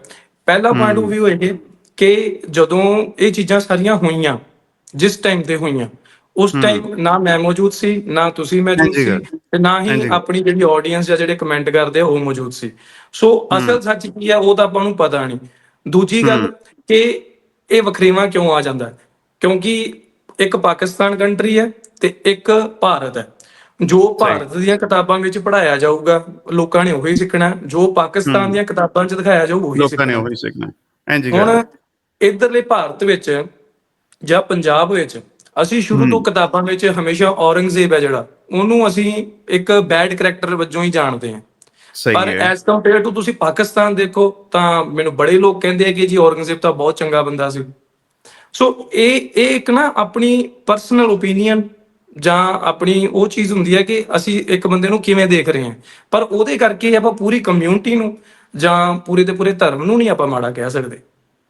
ਸੋ ਇਹ ਬਿਲਕੁਲ ਬੜੀ ਸਹੀ ਗੱਲ, ਛੋਟੀ ਸੋਚ ਦੇ ਮਾਲਕ ਹੈ ਜਿਹੜੇ ਲੋਕ ਇਦਾਂ ਦੇ ਕਮੈਂਟ ਕਰਦੇ ਆ। ਬਿਲਕੁਲ ਸਹੀ। ਮੈਂ ਤੁਹਾਨੂੰ ਤੁਹਾਡੇ ਇਲਮ 'ਚ ਇਜ਼ਾਫਾ ਕਰਾਂ ਥੋੜਾ ਜਿਹਾ ਕਿ ਸਾਡੇ ਵੱਲ ਨਾ ਨੈਗੇਟਿਵਿਟੀ ਕੁਝ ਜ਼ਰੂਰਤ ਤੋਂ ਜ਼ਿਆਦਾ ਫੈਲਾਈ ਗਈ ਹੈ। ਮੈਂ ਪਹਿਲੇ ਅਰਵਿੰਦ ਸਹਾਰਨ ਸਾਹਿਬ ਨੇ, ਉਹਨਾਂ ਨਾਲ ਵੀ ਵੀਡੀਓ ਕੀਤੀ, ਉਹ ਵੀ ਪੀਸ ਐਕਟਿਵਿਸਟ ਨੇ ਪਾਕਿਸਤਾਨ ਇੰਡੀਆ ਦਰਮਿਆਨ। ਉਹਨਾਂ ਨੇ ਜੀ ਮੈਨੂੰ ਇੰਡੀਆ ਦੇ ਕਰਿਕੂਲਮ ਦੇ ਬਾਰੇ ਦੱਸਿਆ ਕਿ ਬਈ ਉਹਦੇ 'ਚ ਕਿਧਰੇ ਵੀ ਸਾਨੂੰ 65 ਦੀ ਜੰਗ, 71 ਦੀ ਜੰਗ, 99 ਦੀ ਜੰਗ, ਇਹਨਾਂ ਦੇ ਬਾਰੇ 'ਚ ਕਿਧਰੇ ਕੁਝ ਪੜਾਇਆ ਨਹੀਂ ਜਾਂਦਾ, ਠੀਕ ਹੈ। ਤੇ ਬਿਲਕੁਲ ਏਦਾਂ ਹੀ ਹੈ। ਸਾਡੇ ਵੱਲ ਜ਼ਿਆਉਲ ਹਕ ਨੇ ਇਹ ਬਕਾਇਦਾ ਮੁਤਾਲਿਆ ਪਾਕਿਸਤਾਨ ਦੇ ਨਾਲ ਇੱਕ ਸਬਜੈਕਟ ਜਾਰੀ ਕੀਤਾ ਜਿਹਦੇ 'ਚ ਸਾਰੀ ਜੰਗਾਂ ਦੇ ਬਾਰੇ ਪੜਾਇਆ ਜਾਂਦਾ ਹੈ ਤੇ ਨੈਗੇਟਿਵ ਸੈਂਟੀਮੈਂਟਸ ਇੰਡੀਆ ਦੇ ਬਾਰੇ 'ਚ ਕ੍ਰੀਏਟ ਕੀਤੇ ਜਾਂਦੇ ਨੇ, ਠੀਕ ਹੈ। ਇਹ ਸ਼ੈ ਬਹੁਤ ਜ਼ਿਆਦਾ ਜਿਹੜੀ ਹੈ ਨਾ ਸਾਡੇ ਵੱਲ ਬਹੁਤ ਜ਼ਿਆਦਾ ਐਗਜ਼ਿਸਟ ਕਰਦੀ ਹੈ। ਤੁਸੀਂ ਇਸ ਗੱਲ ਨੂੰ ਮਜ਼ੀਦ ਕਲੈਰੀਫਾਈ ਕਰੋ ਕਿ ਵਾਕਈ ਤੇ ਔਰੰਗਜ਼ੇਬ ਵਾਲੀ ਗੱਲ ਸਾਡੇ ਵੱਲ ਵਾਕਈ ਤੁਸੀਂ ਠੀਕ ਕਹਿ ਰਹੇ ਜੇ ਕਿ ਮੁਗਲ ਬਾਦਸ਼ਾਹ ਜਿੰਨੇ ਵੀ ਨੇ ਉਹਨਾਂ ਨੂੰ ਬਹੁਤ ਜ਼ਿਆਦਾ ਓਵਰ ਗਲੋਰੀਫਾਈ ਕੀਤਾ ਜਾਏ। ਹਾਲਾਂਕਿ ਔਰੰਗਜ਼ੇਬ ਦੀ ਗੱਲ ਕੀਤੀ ਜਾਏ ਤੇ ਇੱਕ ਪਾਸੇ ਇਹ ਵੇਖਿਆ ਜਾਏ ਕਿ ਟੋਪੀਆਂ ਸੀਂਦਾ ਸੀ, ਠੀਕ ਹੈ, ਦੂਜੇ ਪਾਸੇ ਇਹ ਕਿ ਉਹਨੇ ਮਾਰ ਕੇ ਆਪਣੇ ਪਿਓ ਨੂੰ ਜੇ ਤਖਤ ਤੇ ਬਹਿ ਗਿਆ, ਠੀਕ ਹੈ, ਬਿਲਕੁਲ ਇਹ ਵੀ ਬਿਲਕੁਲ। ਗੱਲਾਂ ਹੈ ਨੇ, ਠੀਕ ਹੈ। ਹਮ, ਤੇ ਹਿਸਟਰੀ ਜਿੰਨੀ ਜਦੋਂ ਵੀ ਤੁਸੀਂ ਬਾਇਸਡ ਹੋ ਕੇ ਪੜੋਗੇ ਨਾ, ਤੁਸੀਂ ਇੱਕ ਕਨਫਿਊਜ਼ਡ ਜਿਹੀ ਜਨਰੇਸ਼ਨ ਉਹ ਤੁਸੀਂ ਪੈਦਾ ਕਰੋਗੇ। ਬਿਲਕੁਲ ਸਹੀ ਜੀ। ਗੱਲ ਹੈ। ਤੁਸੀਂ ਦੱਸੋ, ਬਿਲਕੁਲ ਇੰਡੀਆ ਦੇ ਕਰਿਕੂਲਮ ਚ ਵਾਕਈ ਇੰਜ ਦੀ ਕੋਈ ਸ਼ੈ ਨਹੀਂ ਹੈ? ਬਿਲਕੁਲ ਸਰ, ਮੈਂ ਕਰਿਕੂਲਮ ਵਾਲੀ ਗੱਲ ਤੇ ਫੇਰ ਆਣਾ। ਪਹਿਲਾਂ ਮੈਂ ਇੱਕ ਹੋਰ ਜੀ। ਐਡ ਆਨ ਕਰਨਾ ਚਾਹੁੰਦਾ ਔਰੰਗਜ਼ੇਬ ਦੀ ਗੱਲ ਤੇ। ਜਿਹੜੇ ਲੋਕ ਪਾਕਿਸਤਾਨ ਵਿੱਚ ਹੈ, ਉਹਨਾਂ ਨੂੰ ਜੋ ਪੜ੍ਹਾਇਆ ਗਿਆ ਉਹਨਾਂ ਨੇ ਉਹੀ ਪੜ੍ਹਿਆ। ਇੰਝ ਪਰ ਗੱਲ ਹੈ। ਜਦੋਂ ਅਸੀਂ ਇੱਧਰ ਪੜ੍ਹਦੇ ਹਾਂ ਜਾਂ ਸੁਣਦੇ ਹਾਂ ਨਾ, ਤਾਂ ਔਰੰਗਜ਼ੇਬ ਨੇ ਸਿਰਫ ਸਿੱਖਾਂ ਤੇ ਜਾਂ ਹਿੰਦੂਆਂ ਤੇ ਹੀ ਜ਼ੁਲਮ ਨਹੀਂ ਕੀਤੇ, ਉਹਨੇ ਮੁਸਲਮਾਨਾਂ ਤੇ ਵੀ ਬਹੁਤ ਜ਼ੁਲਮ ਕੀਤੇ ਆ। ਸਹੀ। ਜੇਕਰ ਤੁਸੀਂ ਇਤਿਹਾਸ ਨੂੰ ਆਪਾਂ ਸਟੱਡੀ ਕਰੀਏ ਤਾਂ ਪਤਾ ਲੱਗਦਾ ਉਹਨੇ ਕਈ ਹਜ਼ਾਰਾਂ ਮੁਸਲਮਾਨਾਂ ਨੂੰ ਵੀ ਮਾਰਿਆ। ਸੋ ਉਹ ਜਿਹੜਾ ਬੰਦਾ ਇੱਕ ਇਹੋ ਜਿਹੇ ਲੈਵਲ ਤੇ ਡਿਕਟੇਟਰਸ਼ਿਪ ਜਿਹੜੀ ਹੈ ਦਰਸਾ ਰਿਹਾ ਜਾਂ ਕਰ ਰਿਹਾ ਹੈ, ਉਹ ਬੰਦੇ ਦਾ ਸਹੀ ਕੋਈ ਗੱਲ। ਧਰਮ ਨਹੀਂ ਹੁੰਦਾ, ਉਹ ਕੋਈ ਬਿਲਕੁਲ ਧਾਰਮਿਕ ਸਹੀ ਗੱਲ। ਇਨਸਾਨ ਨਹੀਂ ਹੁੰਦਾ। ਬਿਲਕੁਲ ਸੋ ਸਹੀ ਗੱਲ ਹੈ। ਜੀ, ਸੋ ਜਿਹੜੀ ਹੁਣ ਆਪਾਂ ਕਰਿਕੂਲਮ ਦੀ ਗੱਲ ਕਰ ਰਹੇ ਹਾਂ, ਦੇਖੋ ਮੈਂ ਹਮੇਸ਼ਾ ਜਿਹੜਾ ਪਾਕਿਸਤਾਨ ਦੀਆਂ ਵੀਡੀਓਜ਼ ਬਣਾ ਰਿਹਾ ਤਾਂ ਮੈਂ ਇੱਕ ਪੋਜ਼ਿਟਿਵ ਮਾਈਂਡ ਨਾਲ ਹੀ ਬਣਾਉਣਾ, ਤੇ ਮੈਨੂੰ ਉਧਰੋਂ ਵੀ 99% ਜਿਹੜਾ ਪੋਜ਼ਿਟਿਵਿਟੀ ਤੇ ਪਿਆਰ ਹੀ ਮਿਲਦਾ। ਬਿਲਕੁਲ। ਮੈਂ ਅੱਜ ਯਕੀਨ ਕਰਿਓ ਕਿ ਮੈਂ ਅੱਜ ਪਹਿਲੀ ਵਾਰੀ ਤੁਹਾਡੇ ਮੂੰਹੋਂ ਇਹ ਚੀਜ਼ ਸੁਣੀ ਹੈ ਕਿ ਪਾਕਿਸਤਾਨ ਦੇ ਬੁੱਕਸ ਦੇ ਵਿੱਚ ਇਹ ਜਿਹੜੀਆਂ ਜੰਗਾਂ ਹੋਈਆਂ ਇਹਨਾਂ ਬਾਰੇ ਦੱਸਿਆ ਗਿਆ। ਐਂਡ ਇਹ ਹੈਰਾਨੀ ਮੈਨੂੰ ਇਸ ਗੱਲ ਦੀ ਹੋਈ ਹੈ ਕਿ ਇਹ ਕੋਈ ਬਹੁਤਾ ਪਿੱਛੇ ਦੀ ਗੱਲ ਨਹੀਂ ਗੀ। 65 ਦੀ ਜੰਗ ਜਾਂ ਹੁਣ ਉਸ ਤੋਂ ਬਾਅਦ ਦੀਆਂ ਜੰਗਾਂ ਹੋਈਆਂ, ਤਾਂ ਇਹ ਪੜਾਉਣਾ ਮੇਰੇ ਖਿਆਲ ਇਹ ਵਾਕਈ ਇੱਕ ਤਰ੍ਹਾਂ ਦਾ ਨਫ਼ਰਤ ਭਰਨ ਵਾਲਾ ਕੰਮ ਹੈ। ਬਿਲਕੁਲ ਜਿਹੜਾ ਸਹੀ ਗੱਲ। ਕੰਮ ਸਾਡੀ ਗੋਦੀ ਮੀਡੀਆ ਕਰਦੀ ਹੈ, ਉਹ ਸ਼ਾਇਦ ਤੁਹਾਡਾ ਬੁੱਕਸ ਦੇ ਵਿੱਚ ਉਹੀ ਕੰਮ ਜਿਹੜਾ ਪੂਰਾ ਕੀਤਾ ਜਾ ਰਿਹਾ। ਵੈਸੇ ਇਹ ਗੱਲ ਹੈ, ਇੰਡੀਆ ਦਾ ਮੀਡੀਆ ਨਾ ਕੋਈ ਚੌਥੇ ਗੇੜ ਤੇ ਜਾ ਕੇ ਹਰ ਸ਼ੈ ਬੋਲਦਾ ਹੈ। ਹਾਂਜੀ ਇਹ ਬਹੁਤ ਵੈਸੇ ਸਾਡਾ ਜਰਨਲਿਜ਼ਮ ਨਾ ਥੋੜਾ ਜਿਹਾ ਉਹ ਕੀ ਕਹੀਦਾ ਮਾਈਲਡ ਹੈ, ਥੋੜਾ ਹੈ ਨਾ, ਥੋੜਾ ਉਰਦੂ ਚ ਕਹੇ ਇਤਦਾਲ ਹੈ ਉਹਦੇ ਚ, ਪਰ ਇੰਡੀਆ ਦਾ ਬਹੁਤ ਜ਼ਿਆਦਾ ਉਹ ਆਪਣਿਆਂ ਨੂੰ ਵੀ ਨਹੀਂ ਛੱਡਦਾ, ਆਪਣੇ ਬੰਦਿਆਂ ਨੂੰ ਵੀ ਨਹੀਂ ਛੱਡਦਾ, ਬਹੁਤ ਬਹੁਤ ਤੇਜ਼, ਬਹੁਤ ਤੇਜ਼। ਚਲੋ। ਬਿਲਕੁਲ ਸਰ, ਉਹ ਤਾਂ ਇਦਾਂ ਹੀ ਹੈ ਜੀ। ਮੈਂ ਅਕਸਰ ਇਹਦੇ ਬਾਰੇ ਗੱਲ ਕਰਦਾ ਹੁੰਦਾ ਕਿ ਹਾਂ। ਤੁਸੀਂ ਟੀਵੀ ਚੈਨਲਸ ਨਾ ਦੇਖੋ, ਨਿਊਜ਼ ਵਾਲੇ ਸਪੈਸ਼ਲੀ। ਸਹੀ। ਤੁਸੀਂ ਬਿਲਕੁਲ ਸਹੀ। ਸੋਸ਼ਲ ਮੀਡੀਆ ਤੇ ਐਕਟਿਵ ਰਹੋ, ਸੋਸ਼ਲ ਮੀਡੀਆ ਤੇ ਤੁਸੀਂ ਨਿਊਜ਼ ਦੇਖੋ, ਸੱਚ ਕੀ ਆ ਆਪਾਂ ਨੂੰ ਪਤਾ ਲੱਗ ਜਾਊਗਾ। ਕਿਉਂਕਿ ਨਿਊਜ਼ ਵਾਲਿਆਂ ਨੇ TRP ਲਈ ਕੁਝ ਇਹੋ ਜਿਹੀਆਂ ਗੱਲਾਂ ਕਰਨੀਆਂ, ਉਹਨਾਂ ਨੂੰ ਕਰਨੀਆਂ ਹੀ ਪੈਂਦੀਆਂ। ਜੋ ਚੈਨਲ ਬਿਲਕੁਲ ਸਹੀ। ਓਨਰਸ ਨੇ, ਕਿਉਂਕਿ ਉਹ ਪੋਲੀਟੀਕਲੀ ਇਨਵੋਲਵਡ ਹੁੰਦੇ ਆ, ਤਾਂ ਉਹਨਾਂ ਨੂੰ ਕਰਨੀਆਂ ਪੈਂਦੀਆਂ। ਆਪਾਂ ਉਹਨਾਂ ਨੂੰ ਮਾੜਾ ਵੀ ਨਹੀਂ ਕਹਿ ਸਕਦੇ। ਸੋ ਉਹਨਾਂ ਦਾ ਬਿਜ਼ਨਸ ਆ ਉਹ। ਬਿਲਕੁਲ ਜਿਵੇਂ ਸਹੀ। ਇੱਕ ਫਿਲਮ ਬਣਨੀ ਹੈ, ਫਿਲਮ ਦੇ ਵਿੱਚ ਬਹੁਤ ਸਾਰੀਆਂ ਚੀਜ਼ਾਂ ਉਹਨਾਂ ਨੂੰ ਐਡ ਆਨ ਕਰਨੀਆਂ ਪੈਂਦੀਆਂ ਨਾ, ਕੋਈ ਇਤਿਹਾਸਿਕ ਫਿਲਮ ਬਣ ਰਹੀ ਹੈ ਤਾਂ ਉਸੇ ਸਹੀ ਗੱਲ। ਤਰ੍ਹਾਂ ਇੱਕ ਨਿਊਜ਼ ਮੀਡੀਆ ਨੂੰ ਵੀ ਇਹ ਚੀਜ਼ਾਂ ਕਰਨੀਆਂ ਪੈਂਦੀਆਂ। ਸਹੀ ਹੈ, ਬਿਲਕੁਲ ਸਹੀ ਹੈ। ਅੱਛਾ, ਸਲਮੀਨ ਭਾਈ ਇਹ ਦੱਸੋ ਕਿ what is the first thing that pops up in your mind whenever you listen the word of Islam? ਕੀ ਤੁਹਾਡਾ ਪਰਸੈਪਸ਼ਨ ਹੈ ਇਸਲਾਮ ਦੇ ਬਾਰੇ ਜਨਰਲੀ? ਓਕੇ, ਸੋ ਜਦੋਂ ਮੈਂ ਇਸਲਾਮ ਸ਼ਬਦ ਸੁਣਦਾ ਨਾ, ਤਾਂ ਜੋ ਮੇਰਾ ਹੁਣ ਦਾ ਪੁਆਇੰਟ ਆਫ ਵਿਊ ਹੈ ਉਹ ਇਹੀ ਹੈ ਕਿ ਪੀਸ, ਸ਼ਾਂਤੀ। ਓਕੇ। ਠੀਕ ਹੈ, ਬਟ ਜੇਕਰ ਤੁਸੀਂ ਮੈਥੋਂ ਅੱਜ ਤੋਂ 8-9 ਸਾਲ ਪਹਿਲਾਂ ਦੀ ਗੱਲ ਕਰੋ, ਤਾਂ ਅੱਛਾ। ਮੇਰੇ ਖਿਆਲ ਉਦੋਂ ਇਸਲਾਮ ਜਦੋਂ ਵਰਡ ਆਉਂਦਾ ਸੀ ਨਾ, ਤਾਂ ਮੇਰੇ ਖਿਆਲ ਮੇਰੇ ਵਰਗੇ ਹੋਰ ਵੀ ਲੋਕ ਹੋਣਗੇ, ਉਹਨਾਂ ਦਾ ਜਿਹੜਾ ਫਸਟ ਮਾਈਂਡ ਵਿੱਚ ਆਉਂਦਾ ਸੀ ਟੈਰਰਿਜ਼ਮ। ਇੰਜੀ ਗੱਲ ਹੈ, ਇੰਜੀ ਠੀਕ ਗੱਲ ਹੈ, ਹੈ। ਕਿਉਂਕਿ ਮੈਨੂੰ ਯਾਦ ਹੈ ਜਦੋਂ ਮੈਂ ਟੀਨੇਜਰ ਸੀ ਨਾ, ਤਾਂ ਜਾਂ ਉਸ ਤੋਂ ਵੀ ਛੋਟਾ ਸੀ, ਤਾਂ ਮੈਨੂੰ ਇੰਨੀ ਨੌਲੇਜ ਨਹੀਂ ਸੀ ਕਿ ਇਸਲਾਮ ਸ਼ਬਦ ਹੀ ਤੋਂ ਸ਼ੁਰੂ ਹੋਇਆ। ਜਦੋਂ ਇਸਲਾਮ ਵਰਡ ਆਉਂਦਾ ਸੀ ਮੈਨੂੰ ਪਤਾ ਸੀ ਪਾਕਿਸਤਾਨ। ਠੀਕ ਹੈ, ਐਜ਼ ਅ ਨॉन ਮੁਸਲਿਮ ਮੈਨੂੰ ਨਹੀਂ ਪਤਾ ਸੀ ਉਹ ਚੀਜ਼ਾਂ। ਬਿਲਕੁਲ ਠੀਕ। ਜਿਵੇਂ ਜਿਵੇਂ ਮੈਂ ਵੀਡੀਓਜ਼ ਬਣਾਉਣੀਆਂ ਸ਼ੁਰੂ ਕੀਤੀਆਂ, ਥੋੜੀ ਸਟੱਡੀ ਕੀਤੀ, ਰਿਸਰਚ ਕੀਤੀ, ਤਾਂ ਪਤਾ ਲੱਗਾ ਕਿ ਇਸਲਾਮ ਇੱਕ ਬਹੁਤ ਵਧੀਆ ਧਰਮ ਹੈ, ਬਹੁਤ ਸੋਹਣਾ ਧਰਮ ਹੈ। ਐਂਡ ਇੱਕ ਜੋ ਇਨਸਾਨ ਹੈ ਉਹਦੀ ਬੈਟਰਮੈਂਟ ਦੇ ਲਈ ਹੀ ਗੱਲ ਕਰਦਾ ਹੈ, ਇੱਕ ਵਧੀਆ ਸੁਸਾਇਟੀ ਲਈ ਹੀ ਗੱਲ ਕਰਦਾ ਹੈ। ਤੇ ਪਰ ਕੁਝ ਕੁ ਕੌਨਸੀਕੁਐਂਸਸ ਇਦਾਂ ਦੇ ਹੋਏ ਪਾਕਿਸਤਾਨ ਦੇ ਵਿੱਚ ਉਦੋਂ, ਥੋੜੇ ਟਾਈਮ ਪਹਿਲਾਂ ਦੀ ਗੱਲ ਕਰੀਏ ਤਾਂ ਕੁਝ ਟੈਰਰ ਐਕਟੀਵਿਟੀਜ਼ ਹੋਈ, ਜਿਹਦੇ ਕਰਕੇ ਖੁਦ ਪਾਕਿਸਤਾਨੀ ਵੀ ਦੁਖੀ ਸੀ ਉਹਨਾਂ ਤੋਂ। ਪਰ ਨਿਊਜ਼ ਮੀਡੀਆ ਕਰਕੇ ਜੋ ਅਸੀਂ ਸੁਣਦੇ ਰਹੇ ਨਾ, ਸਾਡੇ ਮਨ 'ਚ ਉਹੀ ਪਰਸੈਪਸ਼ਨਸ ਬਣਦੀਆਂ। ਪਰ ਬਿਲਕੁਲ ਹਾਂ, ਹੈਗੀ। ਹੁਣ ਮੈਂ ਜੇਕਰ ਗੱਲ ਕਰਦਾ ਤਾਂ ਜਦੋਂ ਇਸਲਾਮ ਵਰਡ ਆਉਂਦਾ ਤਾਂ ਮੈਨੂੰ ਹੁੰਦਾ ਕਿ ਹਾਂ, ਇਹ ਸ਼ਾਇਦ ਉਹ ਕਮਿਊਨਿਟੀ ਹੈ ਜਿਹਨੂੰ ਮੈਂ ਬੜੀ ਨੇੜੇ ਤੋਂ ਜਾਣਦਾ, ਵੀ ਜਿਹਦੇ ਬਾਰੇ ਮੈਨੂੰ ਜੇਕਰ ਕਹਾਂ ਮੈਂ ਆਪਣੇ ਧਰਮ ਬਾਰੇ ਮੈਨੂੰ ਪਤਾ, ਤਾਂ ਜੇਕਰ ਉਸ ਤੋਂ ਬਾਅਦ ਮੈਨੂੰ ਕੋਈ ਧਰਮ ਬਾਰੇ ਜੇ ਪਤਾ ਤਾਂ ਉਹ ਇਸਲਾਮ ਹੈ। ਬਿਹਤਰੀਨ, ਬਿਹਤਰੀਨ। ਜੀ ਅਸਲ 'ਚ ਨਾ ਜੋ ਕੰਮ ਸਿੱਖ ਕਰ ਰਿਹਾ ਹੈ, ਉਹ ਸਿੱਖਾਂ ਦੇ ਕਰਮਾਂ ਨੂੰ ਵੇਖ ਕੇ ਜੇ ਅਸੀਂ ਕਹੀਏ ਕਿ ਸਿੱਖੀ ਚੰਗੀ ਹੈ ਜਾਂ ਬੁਰੀ ਹੈ, ਇਹ ਕੋਈ ਚੰਗਾ ਕ੍ਰਾਈਟੇਰੀਆ ਨਹੀਂ ਹੈ ਕਿਸੇ ਧਰਮ ਨੂੰ ਜੱਜ ਕਰਨ ਦਾ। ਠੀਕ ਹੈ। ਜੀ ਇੰਝ ਮੁਸਲਮਾਨਾਂ ਨੂੰ ਵੇਖ ਕੇ ਜੇ ਅਸੀਂ ਕਹੀਏ ਕਿ ਇਸਲਾਮ ਚੰਗਾ ਹੈ ਕਿ ਭੈੜਾ ਹੈ, ਇਹ ਵੀ ਕੋਈ ਮਤਲਬ ਹੈ, ਕੋਈ ਯਾਰਡ ਸਟਿਕ ਨਹੀਂ ਹੈ ਜਿਹਦੇ ਨਾਲ we could gauge the authenticity of certain religion, ਠੀਕ ਹੈ। ਹੁਣ ਸਿੱਖ ਧਰਮ ਕਹਿੰਦਾ ਹੈ ਕਿ ਬਈ ਤੁਸੀਂ ਸਿਗਰਟ ਵੀ ਨਾ ਪੀਓ, ਠੀਕ ਹੈ, ਪਰ ਇੱਧਰ ਸ਼ਰਾਬਾਂ ਚੱਲ ਰਹੀਆਂ, ਸਰੇਆਮ ਚੱਲ ਰਹੀਆਂ, ਠੀਕ ਹੈ। ਤੇ ਸਿੱਖ ਧਰਮ ਕਹਿੰਦਾ ਮੋਡੈਸਟੀ ਕਰੋ, ਆਪਣਾ ਆਪ ਕਵਰ ਕਰਕੇ ਰੱਖੋ। ਤੇ ਪਰ ਹੁਣ ਮੈਨੂੰ ਇਹ ਕਦੀ ਕਦੀ ਥੋੜਾ ਜਿਹਾ ਅਫਸੋਸ ਹੁੰਦਾ ਹੈ ਕਿ ਹੁਣ ਪੰਜਾਬੀ ਫਿਲਮਾਂ 'ਚ ਰਿਵੀਲਿੰਗ ਬਹੁਤ ਜ਼ਿਆਦਾ ਐਸਤਾ ਐਸਤਾ ਵੱਧ ਗਈ ਹੈ, ਠੀਕ ਹੈ। ਮਤਲਬ ਹੁਣ ਅਸੀਂ ਇਹ ਵੇਖੀਏ ਤਾਂ ਪੰਜਾਬੀ ਫਿਲਮ ਐਸੀ ਫਿਲਮ ਹੈ ਜਿਹੜੀ ਸਾਰਿਆਂ ਨਾਲ ਅਸੀਂ ਬਹਿ ਕੇ ਵੇਖ ਸਕਦੇ ਹਾਂ, ਪਰ ਕਦੀ ਕਦੀ ਥੋੜਾ ਓਵਰਕਮ ਹੋ ਜਾਂਦਾ। ਐਂ ਜੀ ਮੁਸਲਮਾਨਾਂ ਨੂੰ ਵੇਖ ਲਓ, ਅਸੀਂ ਬਸ ਜਰਾ ਛੁਪ ਕੇ ਪੀਂਦੇ ਹਾਂ, ਠੀਕ ਹੈ। ਇਹਨਾਂ ਜਿਹੀ ਬਸ ਜਿਹੜਾ ਹੈ ਨਾ ਫਰਕ ਹੈ। ਤੇ ਇਹ ਕੋਈ ਕ੍ਰਾਈਟੇਰੀਆ ਨਹੀਂ ਹੈ। ਜੇ ਕਿਸੇ ਨੇ ਇਸਲਾਮ ਨੂੰ ਸਮਝਣਾ ਹੈ, ਸਿੱਖ ਧਰਮ ਨੂੰ ਸਮਝਣਾ ਹੈ, ਤੇ ਕੁਰਾਨ ਚੁੱਕੋ ਤੇ ਗੁਰੂ ਗ੍ਰੰਥ ਸਾਹਿਬ ਚੁੱਕੋ, ਉਹਨਾਂ ਨੂੰ ਪੜ੍ਹੋ, ਤੇ ਫਿਰ ਤੁਹਾਨੂੰ ਅਸਲ ਜਿਹੜੇ ਹੈ ਨਾ ਉਹ ਪਤਾ ਲੱਗੇਗਾ ਕਿ ਕੀ ਸ਼ੈ ਹੈ ਇਹ ਧਰਮ, ਕਿੰਨੇ ਅਜ਼ੀਮ ਧਰਮ ਨੇ, ਠੀਕ। ਚਲੋ ਅੱਗੇ ਚੱਲਦੇ ਹਾਂ। ਇਸਲਾਮ ਦੀ ਗੱਲ ਹੋਈ, ਮੈਨੂੰ ਦੱਸੋ ਸਿੱਖੀਜ਼ਮ ਦਾ ਕੀ ਬੇਸਿਕ ਜਿਹੜਾ ਹੈ ਨਾ ਪੈਗਾਮ ਹੈ, in a nutshell, if you would like to tell to our audience. Sir, Sikhism ਦਾ ਜੋ ਬੇਸਿਕ ਸਿਧਾਂਤ ਹੈ ਨਾ, ਉਹ ਹੈ ਮਨੁੱਖਤਾ ਦੀ ਸੇਵਾ। ਸਭ ਤੋਂ ਪਹਿਲੀ ਗੱਲ ਮਨੁੱਖਤਾ ਦੀ ਸੇਵਾ।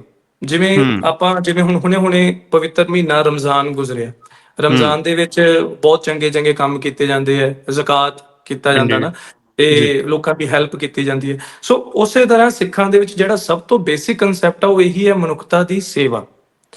ਤੇ ਆਪਣੇ ਆਪ ਨੂੰ ਅਸੀਂ ਉਸ ਅਕਾਲ ਪੁਰਖ ਨੂੰ ਜੋ ਡੈਡੀਕੇਟ ਕਰਦੇ ਆ, ਤੇ ਉਹਨਾਂ ਨੂੰ ਮਤਲਬ ਆਤਮ ਸਮਰਪਣ ਕਰਦੇ ਆ। ਅਕਾਲ ਪੁਰਖ ਦਾ ਮਤਲਬ ਇੱਥੇ ਅੱਲਾ ਹੀ ਹੈ, ਗੋਡ ਜੋ ਸੁਪਰੀਮ ਹੈ।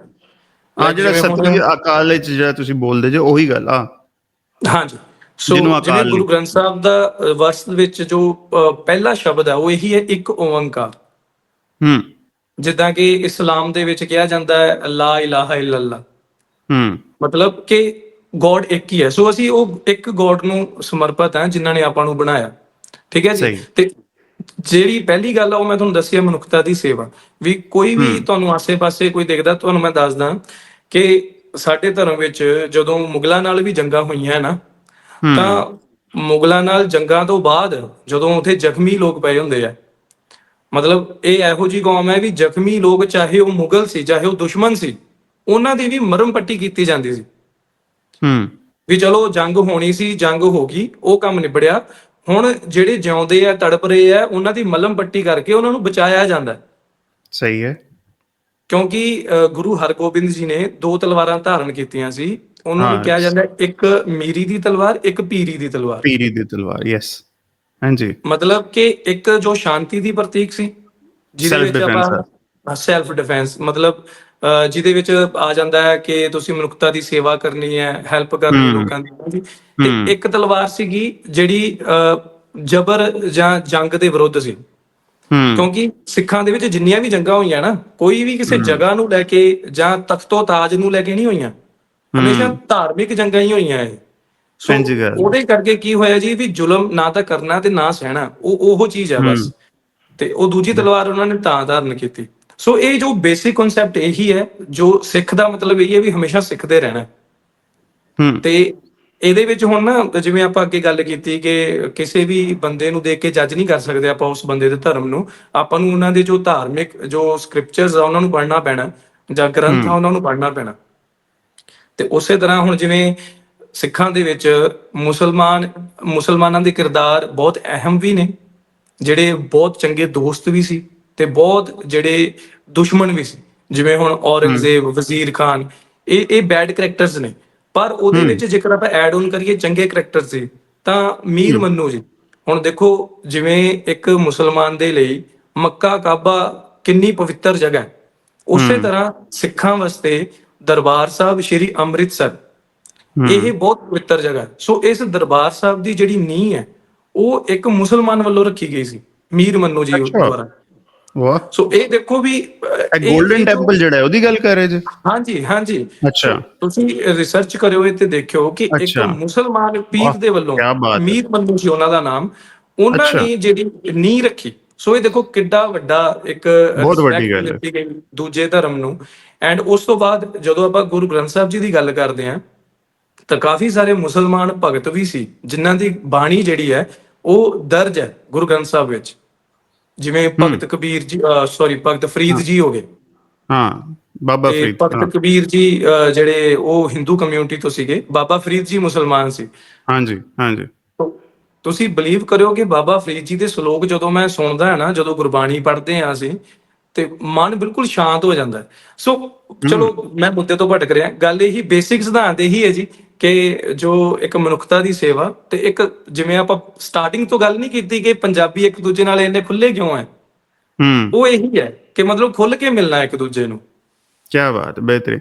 ਤੇ ਸਨਮੀਤ ਭਾਈ, there must be some concept of after life like we Muslims have, ਕਿ ਮਰਨ ਤੋਂ ਬਾਅਦ ਵही ਸਾਡਾ ਕੋਈ ਹਿਸਾਬ ਕਿਤਾਬ ਹੋਏਗਾ। ਸਿੱਖਾਂ 'ਚ ਵੀ ਕੁਛ ਇੰਝ ਦਾ concept ਹੈ? ਜੀ ਮੈਂ ਤੁਹਾਨੂੰ ਦੱਸਦਾ ਇਹਦੇ ਚ, ਮੈਂ ਨਾ ਅਕਸਰ ਆਪਣੀਆਂ ਵੀਡੀਓਜ਼ ਦੇ ਵਿੱਚ ਗੱਲ ਕਰਦਾ ਹੁੰਦਾ ਕਿ ਇਹ ਜਿਹੜੀਆਂ ਚੀਜ਼ਾਂ ਹੈ ਨਾ, ਇਹ ਮੇਰੇ ਅਕੋਰਡਿੰਗ, ਮੈਂ ਪਹਿਲਾਂ ਤੁਹਾਨੂੰ ਆਪਣਾ ਹਾਂ, ਪਰਸਪੈਕਟਿਵ ਆਪਣਾ ਦੱਸਦਾ, ਆਪਣਾ ਦੱਸ ਦਿਓ, ਕੋਈ ਫਿਰ ਮੈਂ ਤੁਹਾਨੂੰ ਜੋ ਸਿੱਖ ਕੀ ਕਹਿੰਦੇ ਆ ਜਾਂ ਸਿੱਖੀਜ਼ਮ ਕੀ ਕਹਿੰਦਾ ਮੈਂ ਤੁਹਾਨੂੰ ਦੱਸਦਾ। ਸੋ ਮੇਰਾ ਪੁਆਇੰਟ ਆਫ ਵਿਊ ਇਹ ਹੁੰਦਾ ਕਿ ਇਹ ਚੀਜ਼ਾਂ ਨੂੰ ਲੈ ਕੇ ਨਾ ਵੀ ਲੋਕਾਂ ਦੇ ਮਨਾਂ ਦੇ ਵਿੱਚ ਨਾ ਇੱਕ ਡਰ ਪਾਇਆ ਜਾਂਦਾ ਹੈ ਇਸ ਲਾਈਫ ਦੇ ਵਿੱਚ, ਚਾਹੇ ਉਹ ਇਸਲਾਮ ਹੈ, ਚਾਹੇ ਉਹ ਹਿੰਦੂਜ਼ਮ ਹੈ, ਚਾਹੇ ਉਹ ਗ੍ਰੀਕ ਜੋ ਮੈਥੋਲੋਜੀ ਹੈ, ਜਾਂ ਹੋਰ ਵੀ ਜਿੰਨੇ ਵੀ ਰਿਲੀਜਨ ਨੇ, ਚਾਹੇ ਉਹ ਅਬਰਾਹਮਿਕ ਰਿਲੀਜਨ ਨੇ, ਚਾਹੇ ਉਹ ਦੂਜੇ ਰਿਲੀਜਨ ਨੇ, ਤਾਂ ਉਹਨਾਂ ਦੇ ਵਿੱਚ ਨਾ ਇੱਕ ਡਰ ਪਾਇਆ ਜਾਂਦਾ ਹੈ ਕਿ ਤੁਸੀਂ ਚੰਗੇ ਕੰਮ ਕਰਨੇ ਆ। ਠੀਕ ਹੈ, ਮੈਂ ਚਲੋ ਇਹ ਨਹੀਂ ਕਹੂੰਗਾ ਕਿ ਹਾਂ ਵੀ ਹੋ ਨਹੀਂ ਸਕਦਾ, definitely it could B true, but ਮੈਂ ਆਪਣੀ ਗੱਲ ਕਰ ਰਿਹਾ। ਸੋ ਤਾਂ ਜੋ ਆਪਾਂ ਚੰਗੇ ਕੰਮ ਕਰੀਏ ਤੇ ਇੱਕ ਜਿਹੜਾ ਆਸੇ-ਪਾਸੇ ਦੇ ਆਪਣੇ ਲੋਕ ਆ ਉਹ ਵੀ ਆਪਣੇ ਆਲੇ ਦੁਆਲੇ ਸੇਫ ਫੀਲ ਕਰਨ, ਤੇ ਆਪਾਂ ਵੀ ਇੱਕ ਆਤਮਿਕ ਲੈਵਲ ਤੇ ਵੀ ਡਰੀਏ ਕਿ ਯਾਰ ਜੇ ਅਸੀਂ ਆਹ ਗਲਤ ਕੰਮ ਕੀਤਾ ਨਾ, ਤਾਂ ਦੇਖ ਲਓ ਵੀ ਆਪਣੇ ਨਾਲ ਉਸ ਤੋਂ ਬਾਅਦ ਆਫਟਰ ਲਾਈਫ ਦੇ ਵਿੱਚ ਕੀ ਹੋਣਾ। ਸੋ ਆਈ ਲਾਈਕ ਦਿਸ ਕਨਸੈਪਟ। ਮੈਂ ਇਹ ਨਹੀਂ ਕਹਿੰਦਾ ਕਿ ਮੈਨੂੰ ਪਸੰਦ ਨਹੀਂ, ਮੈਨੂੰ ਠੀਕ ਲੱਗਦਾ ਇਹਦੇ ਨਾਲ। ਸ਼ਾਇਦ ਜੋ ਇੱਕ ਲਿਮਿਟੇਸ਼ਨਸ ਲੱਗਦੀਆਂ ਨਾ ਇੱਕ ਬੰਦੇ ਤੇ, ਉਹ ਬਹੁਤ ਹੀ ਲਾਜਵਾਬ ਨੇ, ਕਿਉਂਕਿ ਜੇਕਰ ਇਹ ਕਨਸੈਪਟ ਮੇ ਵੀ ਨਾ ਹੋਵੇ ਤਾਂ ਲੋਕਾਂ ਨੂੰ ਤਾਂ ਖੁੱਲ੍ਹ ਲੈ ਕੇ ਜੋ ਮਰਜ਼ੀ ਕਰੀ ਜਾਓ, ਉਹਨਾਂ ਨੂੰ ਕੋਈ ਡਰ ਨਹੀਂ। ਠੀਕ ਹੈ ਜੀ। ਸੋ ਸੈਕੰਡ ਥਿੰਗ ਕਿ ਜੋ ਸਿੱਖੀਜ਼ਮ ਦਾ ਸਿਧਾਂਤ ਹੈ ਇਸ ਦੇ ਅਕੋਰਡਿੰਗ, ਉਹ ਪ੍ਰੈਜ਼ੈਂਟ ਲਾਈਫ ਵਿੱਚ ਜ਼ਿਆਦਾ ਯਕੀਨ ਹੈ, ਨਾ ਪਾਸਟ ਵਿੱਚ ਨਾ ਫਿਊਚਰ ਵਿੱਚ। ਠੀਕ ਹੈ। ਜੋ ਪ੍ਰੈਜ਼ੈਂਟ ਹੈ ਨਾ ਆਪਣਾ, ਉਸੇ ਨੂੰ ਜ਼ਿਆਦਾ ਫੋਕਸ ਕੀਤਾ ਜਾਂਦਾ ਹੈ, ਉਸੇ ਨੂੰ ਸੁਧਾਰਨ ਦੇ ਵਿੱਚ ਜਿਹੜੀ ਹੈ ਪੂਰੀ ਆਪਣਾ 100% ਉਸੇ ਤੇ ਦਿੱਤਾ ਜਾਂਦਾ ਹੈ। ਸਹੀ ਹੈ। ਉਹਦੇ ਵਿੱਚ ਕੀ ਹੈ ਜੀ, ਜੇਕਰ ਮੈਂ ਥੋੜਾ ਜਿਹਾ ਲੰਬਾ ਚੱਲ ਜਾਊਗਾ, ਜੇਕਰ ਮੈਂ ਕੋਈ ਗੱਲ ਨਹੀਂ, ਦੱਸੋ। ਸੋ ਸਿੱਖਾਂ ਦਾ ਜੀ ਜੋ ਮੇਨ ਚੀਜ਼ ਹੈ ਨਾ, ਉਹ ਇਹ ਹੈ ਕਿ ਤੁਸੀਂ ਗੁਰਬਾਣੀ ਪੜ੍ਹਨੀ ਹੈ, ਤੇ ਜੋ ਗੁਰਬਾਣੀ ਦੇ ਵਿੱਚ ਲਿਖਿਆ ਉਹਨੂੰ ਤੁਸੀਂ ਆਪਣੀ ਲਾਈਫ ਦੇ ਵਿੱਚ ਇੰਪਲੀਮੈਂਟ ਕਰਨਾ। ਮਤਲਬ ਇਹ ਨਹੀਂ ਕਿ ਤੁਸੀਂ ਪੜ੍ਹੀ ਗਏ ਵੀ ਜਿਵੇਂ ਹੁਣ ਮੁਸਲਮਾਨ ਦਿਨ 'ਚ 5 ਵਕਤ ਨਮਾਜ਼ ਪੜ੍ਹਦਾ, ਉਸੇ ਤਰ੍ਹਾਂ ਸਿੱਖਾਂ ਦਾ ਨਿਤਨੇਮ ਹੁੰਦਾ ਸਵੇਰੇ, ਸ਼ਾਮ ਤੇ ਰਾਤ ਨੂੰ। ਸੋ ਇਹ 3 ਟਾਈਮ ਜਿਹੜੀ ਬੰਦਗੀ ਕੀਤੀ ਜਾਂਦੀ ਸਿੱਖਾਂ ਵੱਲੋਂ, ਬਾਕੀ ਕੋਈ ਟਾਈਮ ਨਹੀਂ ਬੰਦਗੀ ਦਾ, ਉਹ ਤੁਸੀਂ ਕਿਹੜੇ ਵੇਲੇ ਵੀ ਕਰ ਸਕਦੇ ਹੋ। ਸਹੀ ਹੈ। ਪਰ ਜਦੋਂ ਤੁਸੀਂ ਇਹ ਬੰਦਗੀ ਕਰ ਰਹੇ ਹੋ ਨਾ, ਤਾਂ ਉਹ ਜੋ ਲਿਖਿਆ ਉਹਨੂੰ ਤੁਸੀਂ ਪੜ੍ਹ ਕੇ ਉਹਨੂੰ ਆਪਣੇ ਮਨ 'ਚ ਵਸਾ ਕੇ ਆਪਦੀ ਲਾਈਫ ਦੇ ਵਿੱਚ ਇੰਪਲੀਮੈਂਟ ਕਰਨਾ। ਜੇ ਤੁਸੀਂ ਇੰਪਲੀਮੈਂਟ ਨਹੀਂ ਕਰ ਰਹੇ, ਫਿਰ ਕੋਈ ਫਾਇਦਾ ਨਹੀਂ। ਸਹੀ ਹੈ। ਤੇ ਉਹ ਜਿਹੜੀ ਤੁਸੀਂ ਜੋ ਇੰਪਲੀਮੈਂਟੇਸ਼ਨ ਦੀ ਜਿਹੜੀ ਇਹ ਪ੍ਰਕਿਰਿਆ ਨਾ, ਇਹ ਤੁਹਾਡੀ ਪ੍ਰੈਜ਼ੈਂਟ ਵਿੱਚ ਰਹਿ ਕੇ ਹੀ ਹੋ ਸਕਦੀ ਹੈ ਪੋਸੀਬਲ। ਬਿਲਕੁਲ ਠੀਕ ਹੈ। ਮਤਲਬ ਦੈਟਸ ਵਾਈ ਜਿਹੜਾ ਸਿੱਖੀਜ਼ਮ ਹੈ ਉਹ ਪ੍ਰੈਜ਼ੈਂਟ ਵਿੱਚ ਜ਼ਿਆਦਾ ਯਕੀਨ ਰੱਖਦਾ, ਵੀ ਪਾਸਟ ਤੇ ਫਿਊਚਰ ਨੂੰ ਸੋਚ ਕੇ ਉਹਦੇ ਵਿੱਚ ਟਾਈਮ ਮਤਲਬ ਨਹੀਂ ਜ਼ਾਇਆ ਕਰਦਾ। ਮਤਲਬ ਉਸ ਸੰਦਰਭ ਦੇ ਵਿੱਚ ਆਪਾਂ ਗੱਲ ਕਰੀਏ ਤਾਂ। ਪਰ ਕੁਝ ਦੱਸਿਆ ਤੇ ਗਿਆ ਹੋਏਗਾ ਕਿ ਮਰਨ ਤੋਂ ਬਾਅਦ ਕੀ ਹੋਣਾ, ਕੋਈ ਆਈਡੀਆ ਤੇ ਹੋਏਗਾ, ਜਾਂ ਬਿਲਕੁਲ ਸ਼ਟ ਡਾਊਨ ਹੈ ਏਥੀਅਸਟਰ? ਨਹੀਂ ਜੀ, ਇਹਦੇ ਵਿੱਚ ਮੈਂ ਤੁਹਾਨੂੰ ਦੱਸਦਾ, ਇਹਦੇ ਵਿੱਚ ਜੋ ਗੱਲ ਕਹੀ ਜਾਂਦੀ ਹੈ ਉਹ ਹੁੰਦਾ ਹੈ, ਇੱਕ ਹੁੰਦਾ ਜਿਵੇਂ ਨਰਕ ਸਵਰਗ ਹੁੰਦੇ ਆ, ਦੋਜ਼ਖ ਜੰਨਤ ਹੁੰਦੀ ਹੈ ਨਾ, ਉਸੇ ਤਰ੍ਹਾਂ ਸਿੱਖਾਂ ਦੇ ਵਿੱਚ ਇੱਕ ਸੱਚਖੰਡ ਕਿਹਾ ਜਾਂਦਾ ਹੈ ਕਿ ਸੱਚਖੰਡ ਵਾਸੀ ਹੋ ਗਏ। ਉਹਦਾ ਮਤਲਬ ਕਿ ਤੁਸੀਂ ਕਿਸੇ ਜੋਨੀ ਦੇ ਵਿੱਚ ਨਹੀਂ ਪਾਉਂਗੇ। ਤੁਹਾਨੂੰ ਪਤਾ ਹੋਣਾ ਕਿ ਹਿੰਦੂਜ਼ਮ ਦੇ ਵਿੱਚ ਨਾ ਇੱਕ ਮੰਨੀ ਜਾਂਦੀ ਹੈ ਗੱਲ ਕਿ 84 ਲੱਖ ਜੂਨਾਂ ਵਿੱਚ ਬੰਦਾ ਪੈ ਕੇ ਫਿਰ ਜਾ ਕੇ ਉਹਨੂੰ ਇਹ ਇਨਸਾਨੀ ਜਿਹੜੀ ਦੇਹ ਹੈ ਫਿਰ ਮਿਲਦੀ ਹੈ। ਆਹੋ, ਵੀ ਜੇ ਤੁਸੀਂ ਚੰਗੇ ਕੰਮ ਨਹੀਂ ਕਰਦੇ ਤਾਂ ਤੁਸੀਂ ਮਤਲਬ ਦੁਬਾਰਾ ਤੋਂ ਇਸੇ ਜੁਨੀ ਵਿੱਚ ਹੀ ਭਟਕੋਗੇ, ਜਾਂ ਲੂਪ ਵਿੱਚ, ਲੂਪ ਦੇ ਵਿੱਚ ਸਟਕ ਹੋ ਜਾਂਦੇ ਹੋ। ਤੇ ਉਸ ਚੀਜ਼ਾਂ ਨੂੰ, ਹਿੰਦੂਜ਼ਮ ਦੀਆਂ ਇਹਨਾਂ ਚੀਜ਼ਾਂ ਨੂੰ ਬਾਣੀ ਦੇ ਜ਼ਰੀਏ ਸਮਝਾ ਕੇ, ਰੈਫਰੈਂਸ ਲੈ ਕੇ, ਕਿਉਂਕਿ ਗੁਰਬਾਣੀ ਦੇ ਵਿੱਚ ਇਸਲਾਮ ਦਾ ਰੈਫਰੈਂਸ ਵੀ ਕਾਫੀ ਥਾਵਾਂ ਤੇ ਲਿਆ ਗਿਆ, ਤੇ ਜੋ ਸਨਾਤਨ ਹੈ ਹਿੰਦੂਜ਼ਮ ਹੈ ਉਹਦਾ ਰੈਫਰੈਂਸ ਵੀ ਕਾਫੀ ਥਾਵਾਂ ਤੇ ਲਿਆ ਗਿਆ। ਸੋ ਰੈਫਰੈਂਸ ਲੈ ਕੇ ਸਾਨੂੰ ਇਹ ਗੱਲ ਸਮਝਾਈ ਗਈ ਹੈ ਕਿ ਤੁਸੀਂ ਪ੍ਰੈਜ਼ੈਂਟ ਵਿੱਚ ਯਕੀਨ ਰੱਖਦੇ ਹੋਏ ਚੰਗੇ ਕੰਮ ਕਰਨੇ ਆ ਤੇ ਤੁਸੀਂ ਸੱਚਖੰਡ ਵਾਸੀ ਹੋ ਜਾਓਗੇ, ਤੁਸੀਂ ਇਹਨਾਂ ਸਹੀ ਹੈ। ਜੂਨਾਂ ਦੇ ਵਿੱਚ ਨਹੀਂ ਫਸੋਗੇ। ਹੂੰ ਸੋ ਸਹੀ ਇਹ ਹੈ। ਜਿਹੜਾ ਮੇਨ ਕਨਸੈਪਟ ਇੱਥੇ ਰੱਖਿਆ ਗਿਆ। ਤੇ there is no something like ਝੂਠਖੰਡ, ਇੰਜ ਦੀ ਕੋਈ ਜਗ੍ਹਾ ਨਹੀਂ ਹੈ ਜਿਹੜੀ ਨਹੀਂ ਨਰਕ ਨਹੀਂ ਵਰਗੀ, ਨਹੀਂ ਨਹੀਂ, ਇੰਜ ਦਾ ਨੋ ਕੁਝ ਨੋ ਨਹੀਂ। No, just one thing that's only Sachkhand, Then because either way you are going to land in the good place. yeah. That is it. If you Okay. will do some good works, Okay. ਜੇ ਤੁਸੀਂ ਮਤਲਬ ਗਲਤ ਕੰਮ ਕਰਦੇ ਰਹੋਗੇ ਤਾਂ ਫਿਰ ਉਹੀ ਚੀਜ਼ ਕਿ ਤੁਸੀਂ ਇਸ ਗੇੜ ਵਿੱਚ ਹੀ ਫਸੇ ਰਹੋਗੇ, ਜੋ ਹਿੰਦੂਜ਼ਮ ਜੋ ਸਨਾਤਨ ਵਾਲੀ ਹੈ ਨਾ, ਉਸ ਗੇੜ 'ਚ ਫਸੇ ਰਹੋਗੇ, ਲੂਪ ਵਿੱਚ ਸਟਕ ਹੋ ਜਾਓਗੇ। ਅੱਛਾ, ਤੁਸੀਂ ਵੀ ਮਲਟੀਪਲ ਇਨਕਾਰਨੇਸ਼ਨ ਇਹਦੇ ਚ ਬਿਲੀਵ ਰੱਖਦੇ ਜੇ ਕਿ ਦੁਬਾਰਾ ਜਨਮ ਹੁੰਦਾ ਇਹ ਹੈ? ਸਰ ਜੋ ਮੇਰੀ ਪਰਸਨਲ ਰਾਏ, ਆਈ ਥਿੰਕ ਨੋ। ਓਕੇ, ਪੁਨਰ ਬਟ ਜਨਮ ਸਿੱਖੀ ਚ ਕੀ ਹੈ? ਸਿੱਖੀ ਕਹਿੰਦੀ ਕਿ ਹੋਏਗਾ ਇੰਜ? ਨੋ ਨੋਟ ਜਿੱਥੋਂ ਤੱਕ ਮੈਨੂੰ ਪਤਾ ਨਹੀਂ, ਕਿਉਂਕਿ ਦੇਖੋ ਮੈਂ ਤੁਹਾਨੂੰ ਦੱਸਦਾ ਕਿ ਸਿੱਖੀ ਦੇ ਕਿਸੇ ਵੀ ਧਰਮ ਦੇ ਜਿਹੜੇ ਵਿਦਵਾਨ ਹੈ ਨਾ, ਉਹ ਬਹੁਤ ਸਾਰੇ ਨਿਕਲੇ ਆਉਂਦੇ ਆ। ਹੁਣ ਜਿਹੜੀ ਮੈਂ ਇੱਥੇ ਗੱਲ ਕਰ ਰਿਹਾ, ਮੈਂ ਕੋਈ ਦੇਖੋ ਕੋਈ ਸਕਾਲਰ ਨਹੀਂ ਹੈਗਾ, ਆਹੋ, ਕੋਈ ਇੰਜ ਸਕਾਲਰ, ਬਿਲਕੁਲ ਠੀਕ ਹੈ ਨਾਰਮਲ ਜੀ। ਮੈਨ। ਤੇ ਜਿਵੇਂ ਹੁਣ ਆਪਾਂ ਦੇਖਦੇ ਹਾਂ ਕਿ ਇਸਲਾਮ ਦੇ ਵਿੱਚ ਵੀ ਕਾਫੀ ਸਾਰੇ ਫਿਰਕੇ ਬਣ ਜਾਂਦੇ ਆ ਹਰ ਤੇ ਉਹਨਾਂ ਕਿਸੇ ਦੀ ਦਾ ਰਾਏ ਆਪਣਾ ਆਪਸ ਚ ਇੰਜ ਨਹੀਂ ਮਿਲਦੀ। ਗੱਲ ਸਹੀ। ਉਸੇ ਤਰ੍ਹਾਂ ਸਰ ਸਿੱਖਾਂ 'ਚ ਵੀ ਇਹੀ ਚੀਜ਼ ਹੈ ਕਿ ਜਿਵੇਂ ਹੁਣ ਮੈਂ ਇੱਥੇ ਗੱਲ ਕਹਿ ਰਿਹਾ ਕਿ ਮੈਂ ਪੁਨਰ ਜਨਮ 'ਚ ਯਕੀਨ ਨਹੀਂ ਰੱਖਦਾ, ਪਰ ਕਈ ਜਣੇ ਕਹਿੰਦੇ ਆ ਕਿ ਗੁਰੂ ਗੋਬਿੰਦ ਸਿੰਘ ਜੀ ਜੋ ਮਾਤਾ ਦੇ ਭਗਤ ਸੀਗੇ, ਠੀਕ ਹੈ, ਪਰ ਕਈ ਲੋਕ ਉਹਨੂੰ ਨਹੀਂ ਵੀ ਮੰਨਦੇ। ਸੋ ਇਹ ਨਾ ਬਹੁਤ ਕਹਿ ਲਓ ਕਿ ਕਨਫਿਊਜ਼ਿੰਗ ਵਾਲੀਆਂ ਚੀਜ਼ਾਂ ਹੁੰਦੀਆਂ, ਇਹੋ ਜਿਹੀਆਂ ਚੀਜ਼ਾਂ ਕਿ ਹਾਂਜੀ। ਤਾਂ ਇਹਦੇ ਤੇ ਜਿਹੜਾ ਮੇਰਾ ਪਰਸਨਲ ਜੋ ਓਪੀਨੀਅਨ ਇਹੀ ਹੈ ਕਿ ਪੁਨਰ ਜਨਮ, ਕਿਉਂਕਿ ਅੱਜ ਕੱਲ ਦੇਖੋ ਸਰ ਸਾਇੰਸ ਦਾ ਜ਼ਮਾਨਾ ਹੈ ਐਂਡ ਸਾਇੰਸ ਕਿੰਨਾ ਕੁਝ ਆਪਾਂ ਨੂੰ ਰਿਵੀਲ ਕਰ ਚੁੱਕੀ ਹੈ। ਗੁਰੂ ਗ੍ਰੰਥ ਸਾਹਿਬ ਦੇ ਵਿੱਚ ਸਾਇੰਸ ਨੂੰ ਲੈ ਕੇ, ਸਪੇਸ ਨੂੰ ਲੈ ਕੇ, ਯੂਨੀਵਰਸ ਨੂੰ ਲੈ ਕੇ ਬਹੁਤ ਸਾਰੀਆਂ ਗੱਲਾਂ ਜਿਹੜੀਆਂ ਡਿਟੇਲ ਦੇ ਵਿੱਚ ਦੱਸੀਆਂ ਗਈਆਂ। ਕੀ ਬਾਤ ਹੈ। ਅੱਛਾ, ਮੈਂ ਤੁਹਾਨੂੰ ਉਹੀ ਗੱਲ ਕਹਿ ਰਿਹਾ ਕਿ ਸਾਡੀ ਆਦਤ ਕੀ ਹੁੰਦੀ ਹੈ ਕਿ ਅਸੀਂ ਪੜ੍ਹ ਲਿਆ ਪਰ ਅਸੀਂ ਉਹਨੂੰ ਸਮਝਿਆ ਨਹੀਂ। ਸਹੀ ਹੈ। ਸੋ ਜੇਕਰ ਇੱਕ ਸਿੱਖ ਬੰਦਾ ਉਹਨੂੰ ਚੰਗੀ ਤਰ੍ਹਾਂ ਸਮਝੇ ਨਾ, ਤਾਂ ਸਾਨੂੰ ਪਤਾ ਲੱਗੂਗਾ ਕਿ ਇਹ ਚੀਜ਼ ਤਾਂ ਹੈ ਹੀ ਨਹੀਂ ਜਿਹੜੀ ਸਾਡੇ ਬਾਬੇ ਸਾਨੂੰ ਦਿਖਾ ਦਿੰਦੇ ਆ ਵੀ ਅਸੀਂ ਹੱਥ ਲਾ ਕੇ ਠੀਕ ਕਰਤਾ, ਅਸੀਂ ਆਹ ਕਰਤਾ, ਉਹ ਕਰਤਾ। ਹਾਂ, ਚਮਤਕਾਰ ਨਾਮ ਦੀ ਮਤਲਬ ਸਿੱਖ ਧਰਮ 'ਚ ਕੋਈ ਚੀਜ਼ ਨਹੀਂ ਮੰਨੀ ਜਾਂਦੀ ਕਿ ਚਮਤਕਾਰ ਹੁੰਦਾ। ਸਹੀ।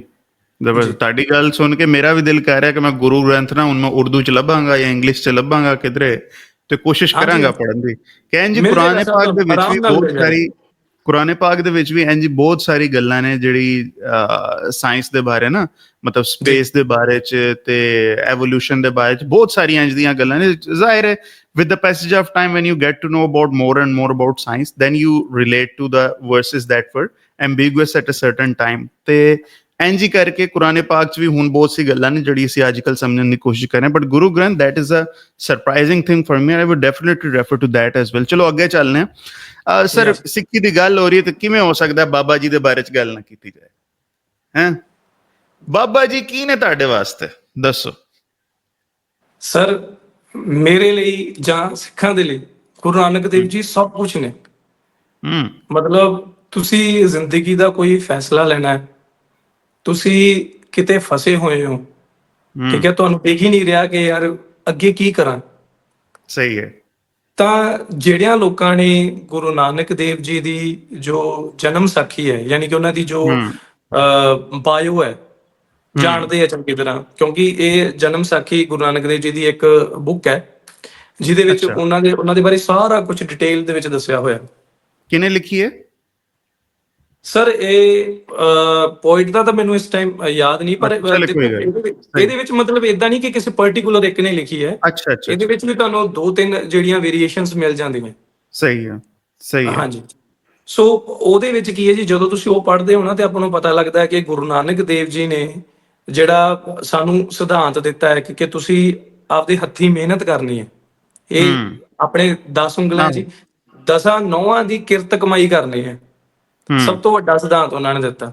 ਫਿਰ ਉਹਨਾਂ ਨੇ ਦਿੱਤਾ ਜੀ ਵੀ ਜਿਹੜਾ ਤੁਸੀਂ ਇਹ ਹੱਥਾਂ ਦੀ ਕਿਰਤ ਕਮਾਈ ਕਰ ਰਹੇ ਹੋ ਤਾਂ ਇਹਦੇ ਵਿੱਚੋਂ ਤੁਸੀਂ ਦਸਵੰਧ ਵੀ ਕੱਢਣਾ ਹੈ, ਯਾਨੀ ਕਿ ਤੁਸੀਂ ਆਪਣੀ, ਬਿਲਕੁਲ ਜੀ, ਕਿਰਤ ਕਰੋ, ਵੰਡ ਛਕੋ ਤੇ ਨਾਮ ਜਪੋ। ਇਹ ਜਿਹੜੇ 3 ਸਿਧਾਂਤ ਹੈ ਨਾ, ਇਹ ਕੋਰ ਸਿਧਾਂਤ ਹੈ ਸਿੱਖੀਜ਼ਮ ਦੇ।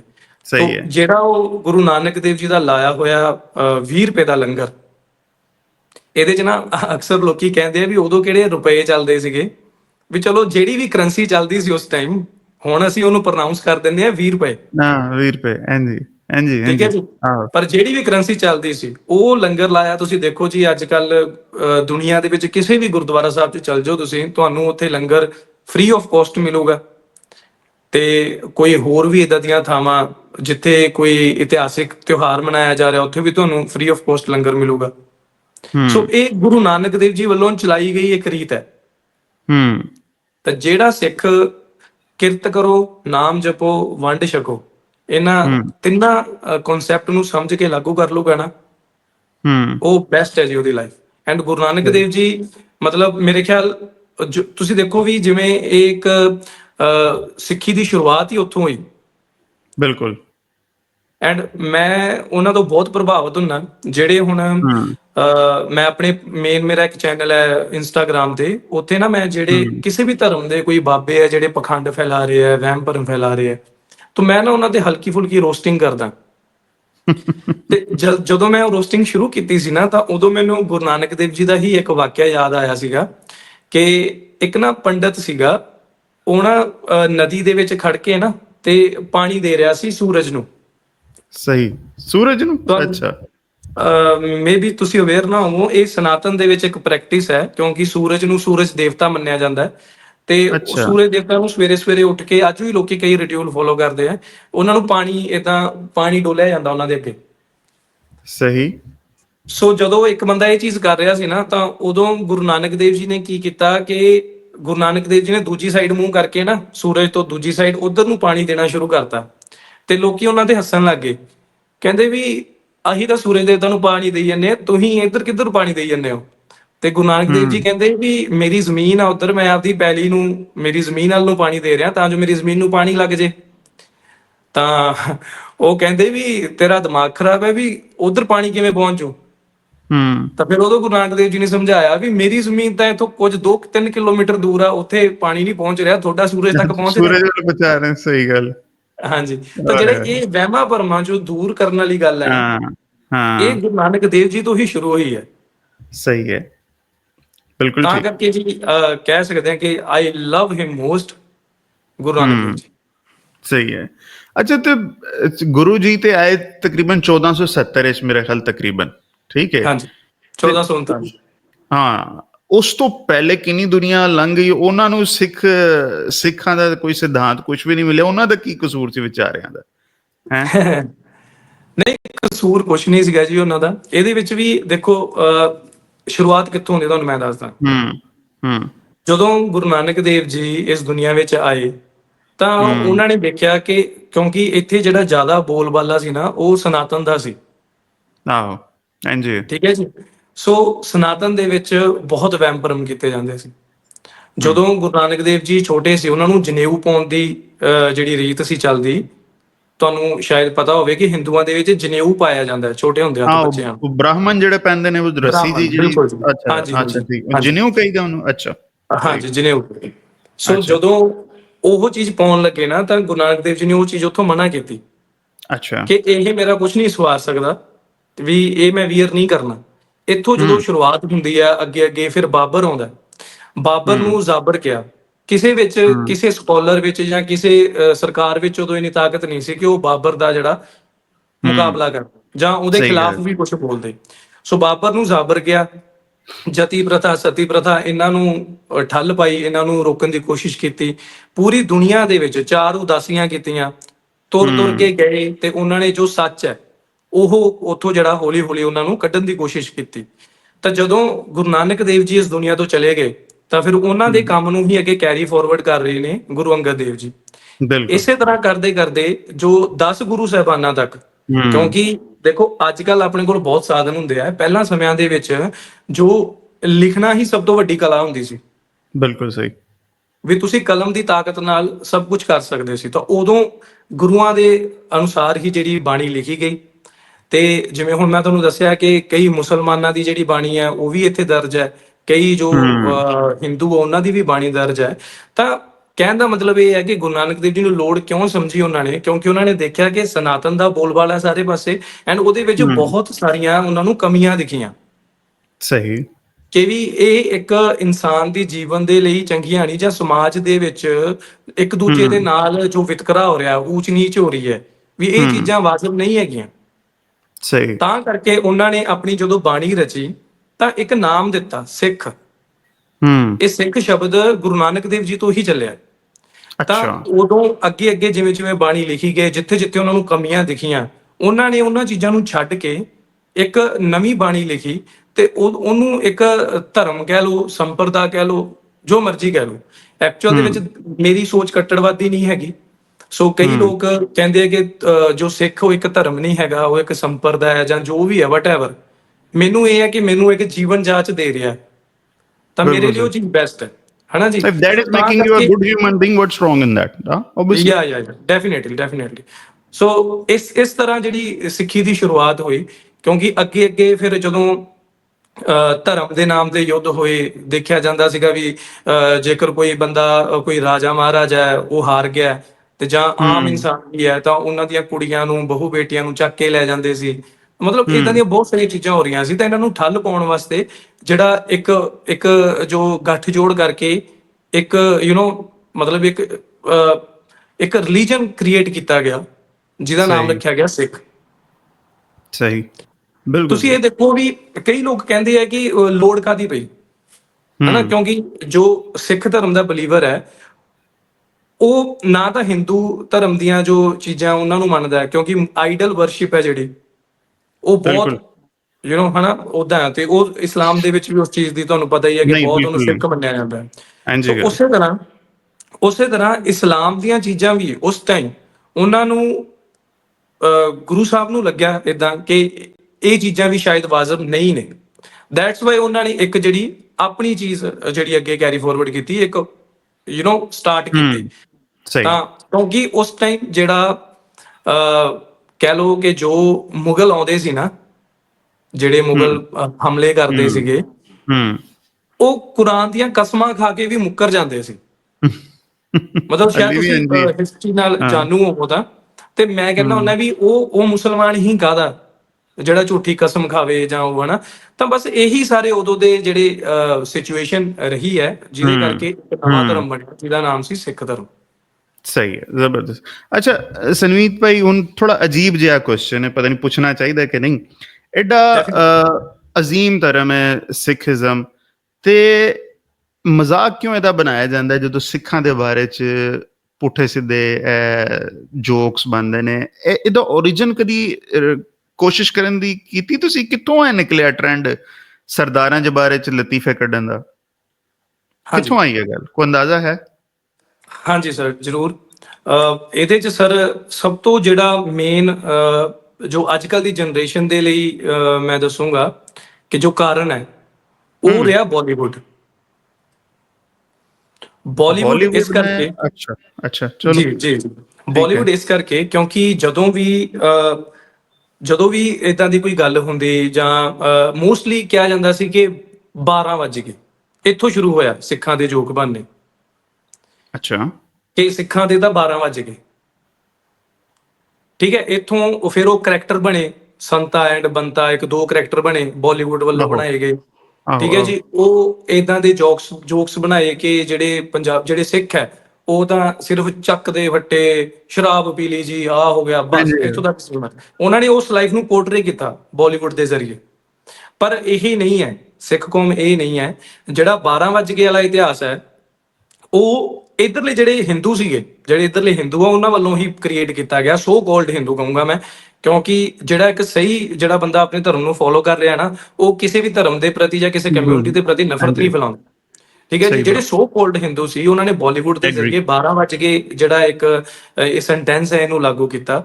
ਤੇ 12 ਵੱਜ ਗਏ ਦਾ ਅਸਲ ਮਤਲਬ ਇਹ ਸੀਗਾ ਕਿ ਜਦੋਂ ਪੁਰਾਣੇ ਸਮੇਂ ਦੇ ਵਿੱਚ ਜਦੋਂ ਜਿਹੜੇ ਦੁਸ਼ਮਣ ਸੀ, ਉਹ ਹਿੰਦੂਆਂ ਦੀਆਂ ਜਿਹੜੀਆਂ ਬਹੂ ਬੇਟੀਆਂ ਨੂੰ ਚੱਕ ਕੇ ਲੈ ਜਾਂਦੇ ਸੀ, ਤਾਂ ਜਦੋਂ ਉਹ ਵਾਪਸ ਜਾਣ ਲੱਗਦੇ ਸੀ ਕਾਬੁਲ ਕੰਧਾਰ ਵੱਲ, ਇਧਰੋਂ ਦਿੱਲੀ ਤੋਂ ਜਾਂ ਇਧਰਲੀ ਸਾਈਡ ਤੋਂ ਲੁੱਟ ਕੇ ਕੁੜੀਆਂ ਨੂੰ, ਤੇ ਜਦੋਂ ਉਧਰ ਨੂੰ ਜਾਣ ਲੱਗਦੇ ਸੀ ਤਾਂ ਰਾਹ 'ਚ ਸੀਗਾ ਪੰਜਾਬ, ਭਾਰਤ ਦਾ ਪ੍ਰਵੇਸ਼ ਦੁਆਰ। ਤਾਂ ਜਦੋਂ ਪੰਜਾਬ ਚੋਂ ਲੰਘਦੇ ਸੀ ਨਾ, ਤਾਂ ਉਦੋਂ ਜਿਹੜੀਆਂ ਸਿੱਖ ਮਿਸਲਾਂ ਸੀ, 12 ਸਿੱਖ ਮਿਸਲਾਂ ਸੀ, ਜਿਨ੍ਹਾਂ ਦੇ ਵਿੱਚ ਮਿਸਲਾਂ ਦੇ ਸਰਦਾਰ ਸੀ ਨਵਾਬ ਕਪੂਰ ਸਿੰਘ, ਜੱਸਾ ਸਿੰਘ ਰਾਮਗੜੀਆ, ਜੱਸਾ ਸਿੰਘ ਆਹਲੂਵਾਲੀਆ, ਤੇ ਏਦਾਂ ਦੇ ਹੋਰ ਵੀ ਸਰਦਾਰ ਚੜਤ ਅੱਛਾ ਸਿੰਘ, ਜਿਹੜੇ ਕਿ ਮਹਾਰਾਜਾ ਰਣਜੀਤ ਸਿੰਘ ਦੇ ਦਾਦਾ ਜੀ ਸੀਗੇ। ਅੱਛਾ ਇਹੋ ਜਿਹੇ ਜਿਹੜੇ ਲੋਕ ਸੀਗੇ, ਉਹ ਰਾਤ ਨੂੰ ਗੁਰੀਲਾ ਯੁੱਧ ਪ੍ਰਣਾਲੀ ਦੇ ਤਹਿਤ ਨਾ 12 ਵਜੇ ਹਮਲਾ ਕਰਦੇ ਸੀ ਉਹਨਾਂ ਤੇ ਉਹਨਾਂ ਦੀਆਂ ਬਹੂ ਬੇਟੀਆਂ ਨੂੰ ਉਹਨਾਂ ਤੋਂ ਬਚਾਉਂਦੇ ਸੀ ਬਚਾ ਤੇ ਉਹਨਾਂ ਦੇ ਕਿਆ ਘਰੋਂ ਬਾਤ ਘਰੀ ਪਹੁੰਚਾ ਕੇ ਆਉਂਦੇ ਸੀ। ਕਿਆ ਪਰ ਬਾਤ ਹੈ ਕਿਆ ਬਾਤ ਸਾਡੇ ਮੂਰਖ ਲੋਕ ਜਿਹੜੇ ਮਤਲਬ ਇਸ ਚੀਜ਼ ਨੂੰ ਹੀ ਮਜ਼ਾਕ ਬਣਾ ਰਹੇ ਸੀ 12 ਵਜ ਕੇ, ਕਿ ਅੱਲਾਹ ਸਿੱਖਾਂ ਦੇ ਤਾਂ 12 ਵਜ ਗਏ।